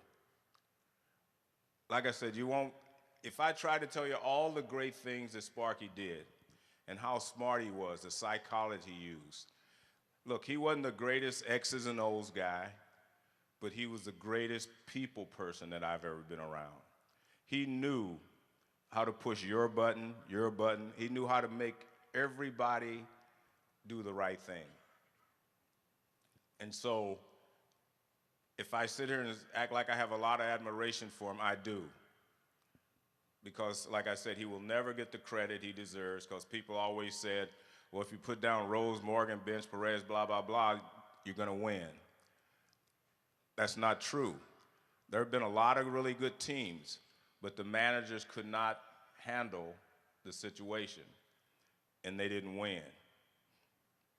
I don't know how long I've been talking, because I can talk all night. 5 minutes I've been talking? Let me look at a couple of more things here, because I want to make sure that I let you guys know exactly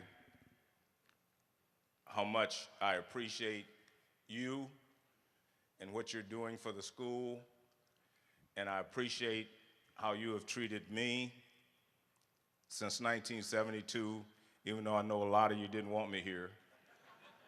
But you have treated me with such great respect and whatever. And I'm going to say something about the reason I was upset about them taking the photos down in the clubhouse. Look, I think you're being disrespectful to Tom Browning's teammates, to the guys with the Reds, the Geronimos, the Griffeys, the Fosters, and all. You're being disrespectful to those guys.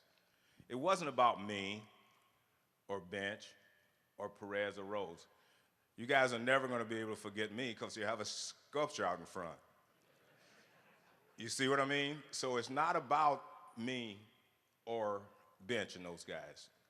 We have all gotten what we deserve, but those guys who played along with us have not always received what they had coming. That's why it bothers me when they took those photos down. So I didn't go in there again. Mr. Castellini said to me one day, aren't you going to go in the clubhouse? And I said, I'm not going in there again. And I meant that, because I think for me that it would have been disrespectful to all those guys that helped me get this ring and to get those championships. And somebody asked me the other day, they said, well, are the pictures back up? Hell, I don't know. I haven't been in there. And until somebody tells me they're back up, I'm not going to go in there. Look, there are a couple of things about me. Everybody thinks I'm a nice guy, and I am. But there's an old saying, nice guys finish last. And I'm not going to, like I say, disrespect those guys that I played with. And I think, Todd noticed something. I have so much respect for all those guys. Look, me, Bench, Rose, and Perez, we got all the glory, we got all the whatever.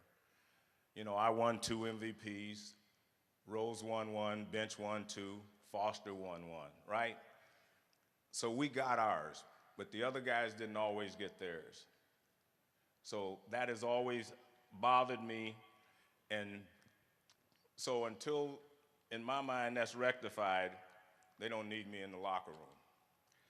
And I'm going to try to finish up by telling you how smart I am. And again, how lucky I am.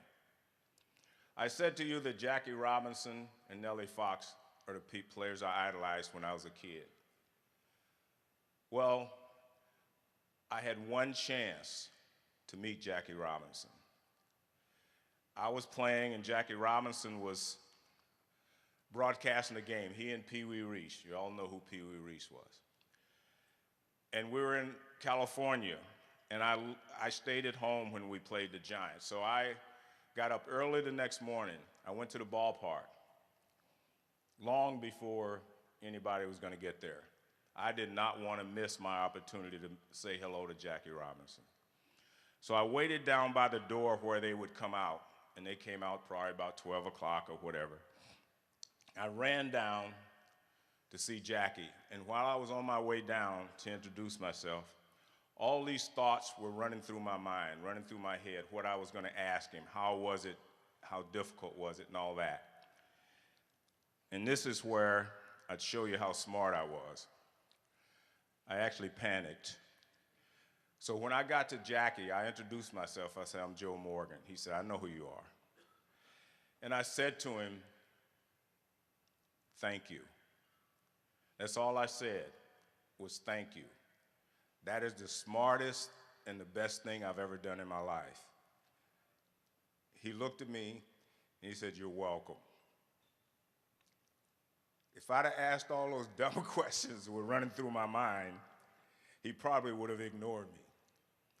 But to me, like I said, I got lucky. And I really did, because I had all these things I thought about the night before, what I was going to ask him. But when I got there, all I said was thank you. And his wife, Rachel, and I became good friends after he passed away. I'm on the board of directors of the Jackie Robinson Foundation. And I'm just thrilled to death to be on that board. I'm also on the board of directors of the Hall of Fame. I'm actually vice chairman of the board of the Hall of Fame. That and $1 might get you a half a cup of coffee, but I represent that too. And a lot of people have asked, well, how can you be Pete Rose's best friend and you be vice chairman of the board? I said, let me tell you something. I take my friendship with Pete Rose very, very seriously. I also take my role as vice chairman of the board very seriously. As vice chairman of the board, it's my job to help uphold the integrity of the game. And I think I've been able to do that. But I've also been able to be Pete Rose's best friend. Pete and I were the 2 closest guys on the team all those years, and we were all very close. A couple of years ago, I was ill. I had this knee replaced. Things didn't go well. As you can see, I'm getting better. I'm not as bad as I look. It's this cold weather. But my knee got infected, and they were doing all these things to get it well. And I mean this, almost every single day, Pete Rose called me. He called me, and he would say, how you doing? Sparky called me Little Man. Pete called me Little Joe. Those are the only two guys that called me out of my name. But Pete would call me every day almost.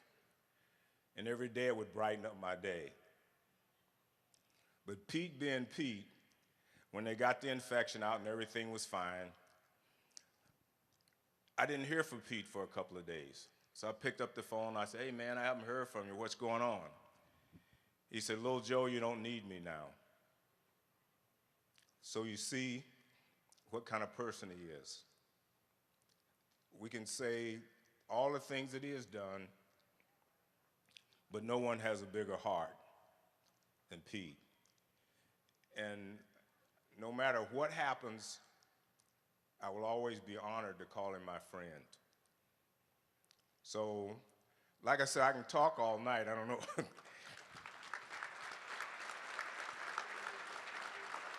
And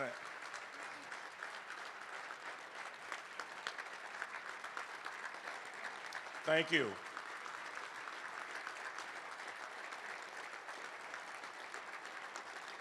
I was going to ask for questions, but I think Tom's going to come up and we're going to answer them together, I guess. I've never done this before, but if that's what they want to do. But I thank you for your attention. And like I said, I thank you guys for treating me as well as you have, even though I know a lot of you were mad when I got traded here. And I'm still looking to see the rest of you out at Joe Morgan Honda. I'll be out there tomorrow. All right, one more hand for Joe Morgan and Tom Browning. Did we have a good flight night?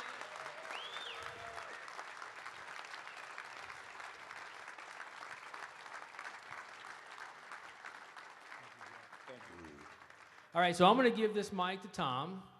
If you have a question, we have another one live that I'm going to try to make sure it's on, and we'll bring that out in the crowd. But we'll try to have a few spotters. We'll pick out some questions and have at it. Here you go, Tom. Wait a minute. Before we start, I got one question. I've got a question. When I was a little kid, I was taught, walk's as good as a hit. I want to ask you guys out there, do you think a walk is as good as a hit? And I want you to raise your hands, the ones that think a walk's as good as a hit. Damn. And I've been telling you how smart you were. All of you who raised your hand, you don't know this game, do you? Let me just put it into plain English. A walk is not as good as a hit. All right? Tom Browning will tell you, you cannot score from second base on a walk, can you? You cannot go first to third on a walk, can you? You cannot score from third base on a walk. So a walk is not as good as a hit. A walk is important, don't misunderstand me, but it is not as good as a hit. Tom Browning will tell you, if he got a runner at second, he sometimes walks a guy intentionally, not intentionally, but unintentionally. But he doesn't want to give up a hit. So remember that the next time somebody tries to tell you that. A walk is not as good as a hit. Walk is good, a hit is better. All right, I'm sorry, somebody had a question. I think it was right here, you, go ahead. I'm sorry. So who's your greatest, both of you, who's your greatest inspiration? Well, for me, it was my father. As I grew up and got, high school, whatever, my father told me what it meant to be a Morgan, okay? And my father taught me, I grew up in Oakland, California. They had a AAA team there. We used to go, we'd have dinner at home, walk up and watch the game. They had a guy there named Jim Marshall who played first base. He ended up playing for the Cubs. He was manager of the Cubs, et cetera. And I just loved Jim Marshall. And I'm saying this one day, and my father looked at me and said, son, he said, he puts his pants on the same way you do every day. And he said, you're going to put yours on the same way as the next guy when you get older. He didn't know I was going to be a Major League Baseball player. But he wanted me to know, as a man, you're still not better than the next man. And that has helped me as a celebrity or whatever, And I think I try to treat people that way because I put my pants on the same way you do. So my dad would be my greatest inspiration. My dad as well. I grew up in Wyoming watching fast pitch softball. I watched him play 5 or 6 games in a weekend tournament, and I saw my grandmother go up and break up a fight between my dad and my uncle in the middle of the field. But I learned to play with passion probably watching them play, and you know, I wanted to be just as good as my dad. You know, although I want to do it in baseball, but yeah, I'm going to say my dad probably, and my stepfather. My mom remarried, and my dad and my stepdad actually coached the same team. My stepdad was at third base, and my dad was at first base. So, which I never got to first base very often. So. All right, back here. Today unfortunately, we heard today Tom Seaver was diagnosed with dementia. Can we hear some Tom Seaver stories? I told you one at the beginning. Tom Seaver and I became very, very close friends. When Tom played for the Mets, I hated Tom Seaver. I used to yell at him from the dugout and all that. When Tom Seaver came to play for the Reds, I realized how good a person he was. And we became very close friends.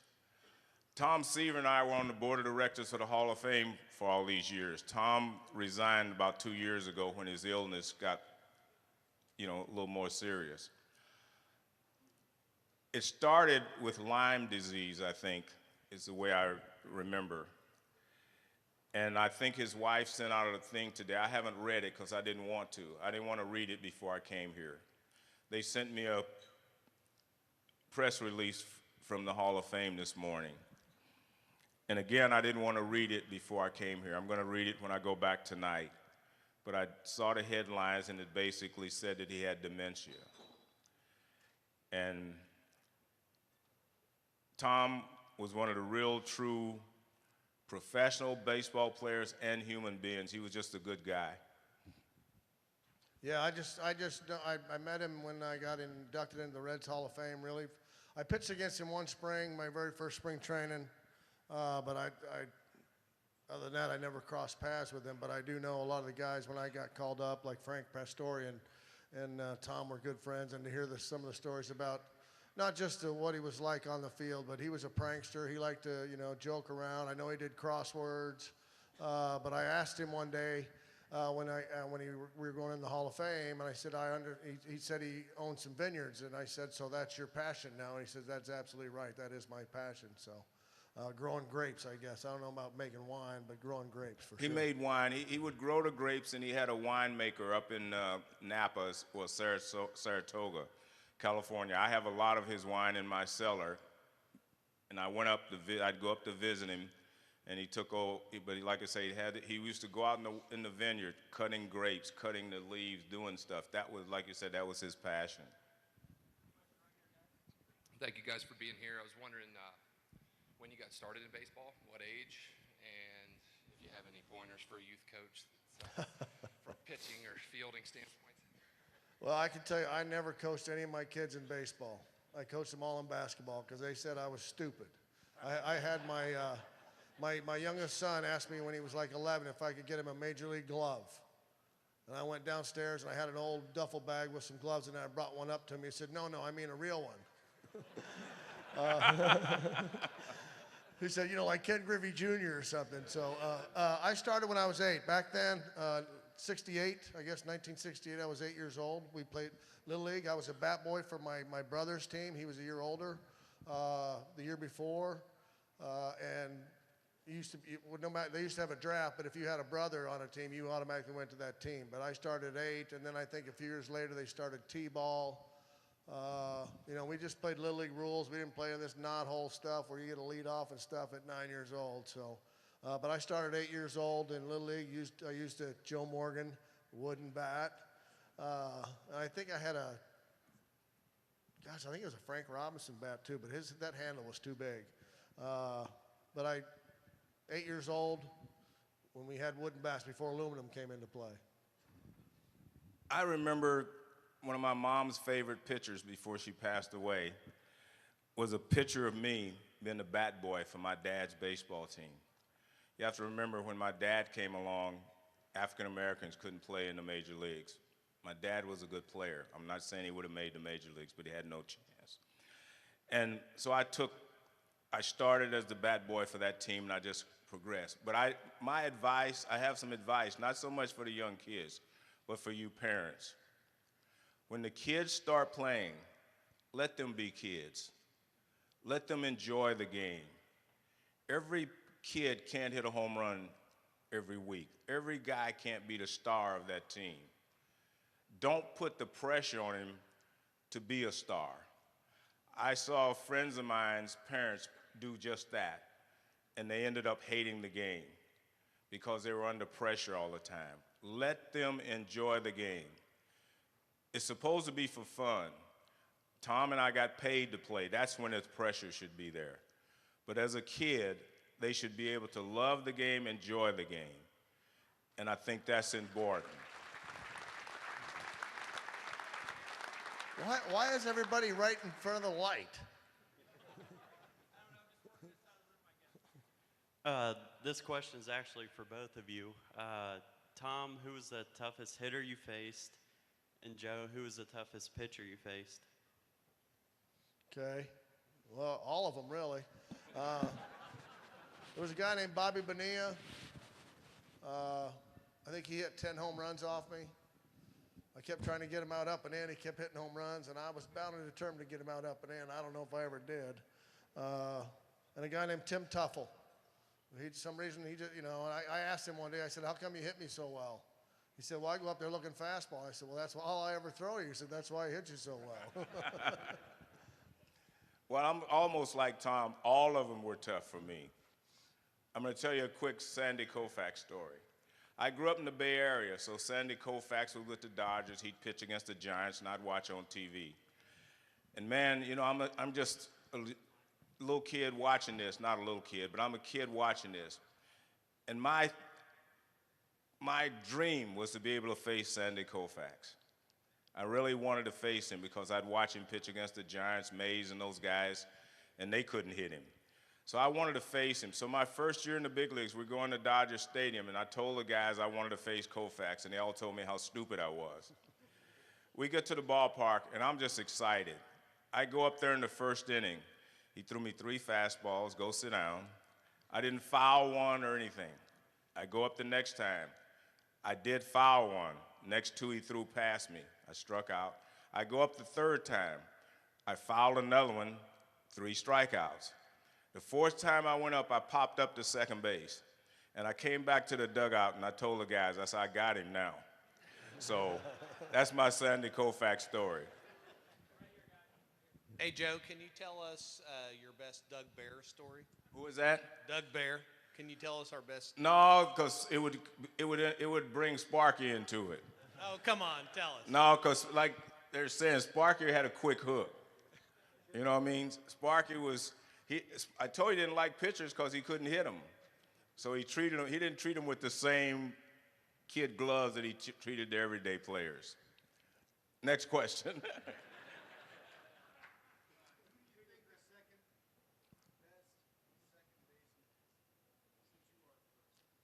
Oh man, I like this guy. The question is, who do I think is the second best second baseman? He's given me that #1 spot. I'm going to take it since he did it. But look, there have been a lot of great players at all positions. I do think that's a very difficult question. I don't know if you can become better than Roberto Alomar. There are quite a few. Rod Carew, of course. There's just been a lot of really good second basemen. My favorite second baseman of the Reds was Brandon Phillips. I love Brandon Phillips. Not just because he was great defensively, but he was great to the fans. He was out there all the time signing autographs. I thought he was a great player. So Brandon Phillips would probably be my favorite Reds second baseman.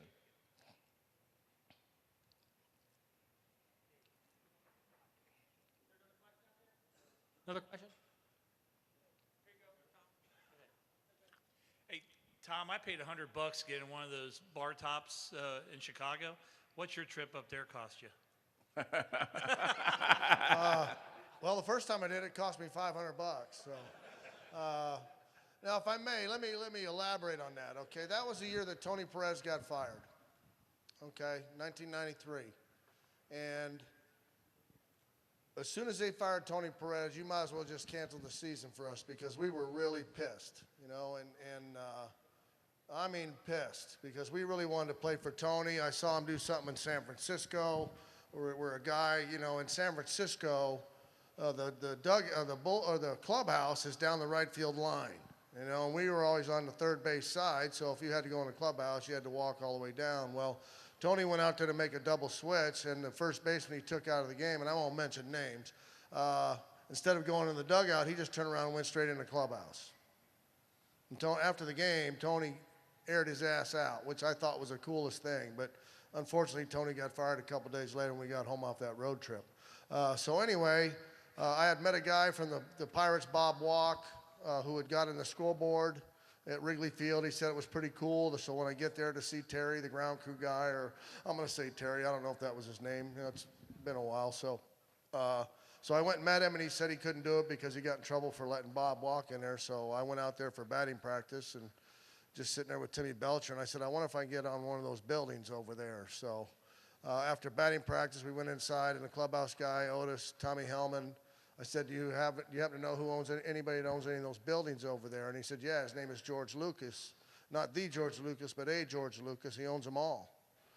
I said, do you have his phone number? And he goes, yeah. I said, can you get him on the phone for me? So I got him on the phone. I said, George, my name's Tom Brown. I'm with the Reds. I was just thinking maybe of sneaking across the street and sitting on one of your rooftops. He said, that would be so cool. Why don't you meet me out in front of Murphy's Pub, which he owned as well. So I said, okay, I'll have a black sweatsuit on. And with my Reds hat on, my red turf shoes on, and I said, I'll meet you. And he said, top of the third inning. I said, okay. So top of the third inning, I went out there to meet him. We walked down 3 or 4 buildings. You know, I walked up 3 flights of stairs. And back then, the second floor was they were all apartments. And now it's a restaurant. I mean, what they've done to it now is incredible. But anyway, I got up to the top there, got on the railing there.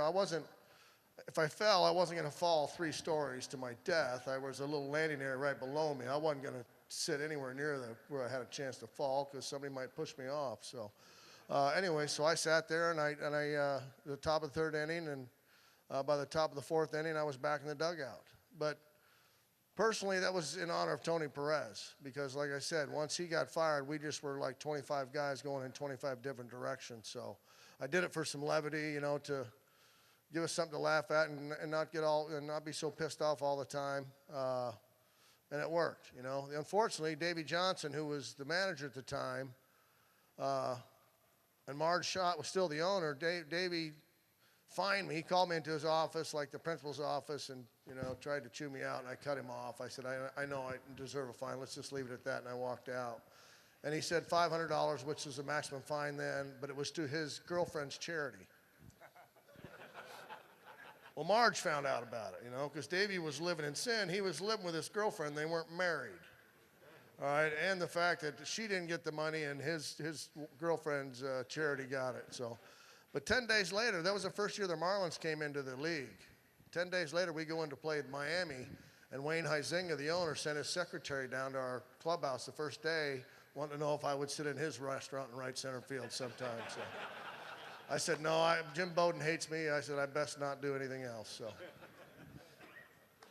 Tom, a question for you on the perfect game. At what point, if at all, did you start to realize what was happening? 7th inning. 7th inning. 7th inning, after I got rid of the top of the lineup, Kirk Gibson, I struck him out, although he didn't think it was a strike. He got thrown out of the game. But then, because then's when you lose all your teammates. You know, you walk in the dugout and you're like Moses parting the Red Sea. Nobody wants to rub up against you, touch you, jinx you, whatever else. So, and at Riverfront back then, when you sit in the dugout, that scoreboard's right there in front of you. So you know what's going on. You know, there's a quiet hush in the crowd. But after the 7th inning, you know, you kind of got an idea. And again, for me, it was the Los Angeles Dodgers, and I needed no extra motivation to pitch against the Dodgers. I wanted to throw a shutout every time I faced them. So it was kind of, for me, it was really cool. And I remember I went to Ted Williams. He had a museum or something down in Florida, and I went down there for a function, and Tommy Lasorda was there. And he said he walked the streets of Cincinnati that night after I threw the perfect game. So. Okay, I'm going to take one more. Anybody got one question? One good question. Who's got a good question? Hey, can I just tell you a story? Yeah. We'll finish real on quick. that. Okay, like I said, I grew up with the Big Red Machine. You know, they were my team. Okay, we got to play a celebrity softball game when they're getting ready to tear Riverfront down. Okay, the day after the season was over, because Pete was not allowed in baseball and he couldn't do it during the season, but we played a game the day after the season, you know, and they let a bunch, you know, I got to start the game, which was kind of cool, because I got on the mound, I got bench at home plate, Tony's at first, Joe's at second, Davey's at short, Pete's at third. I think Eric played in center because Cesar wasn't there, but Griff was there and George was there. And two things that stick out on that day. Okay, the first guy got up, I think I gave up 9 home runs in that game, by the way. So, but I got out there and I just stood and I just kind of did a complete circle of all the guys that were out there, because they were my idols as kids. So anyway, the first guy gets up and I think he gets a base hit. You know, and a pitcher's first thing he does after giving up a base hit is he turns and looks at second base, and either Davey says, "You got me," and Joe said, "You got me." There's no frickin' way we're going to turn a double play, but I mean, it was just kind of cool that, you know, that situation happened. Fast forward to about the 5th inning. We're in the dugout. We're getting ready to hit, and all of a sudden, the Big Red Machine guys decide to hold court. You know, I was sitting in the back of the bench with Eric Davis and Ronnie Oster, and Joe and Pete and Doggy. They're all right there, you know, the entrance from first base, you know, to get on the field. It was just a big circle of all those guys, and they were just busting each other's chops. I mean, it was so cool, and I was taken back in time, because I said, man, I just watch these guys, and, you know, obviously 75, 76, but it was really cool that I got to see these guys, because that's what happens. When we have reunions, we get back and we just kind of pick up our friendship right where it left off. You know, but we were all part of something special, and we will always be lifelong friends because of it. So, that's my story. Okay. I think let me give you one last thought. Remember I told you on that Sunday, Koufax, when I popped it up, I said I got him. I did get him. Next time we played him, I hit a home run and went 3 for 4. In the 2 years I faced Koufax, I hit 2 home runs. He only pitched 2 years, but anyway, just so you know, it didn't end with him striking me out 3 times. All right, everybody. I think we'll wrap it up there. We will give one big round of applause for our speakers again. We'll get, hopefully Joe will honor us by drawing our 50-50 split the pot winner. And then we'll get everybody checked out on the winning baskets and auction items. So for me, guys, thank you again for both being here. I think great lineup. Where am I picking something? We're gonna bring it right down here, Joe. Okay.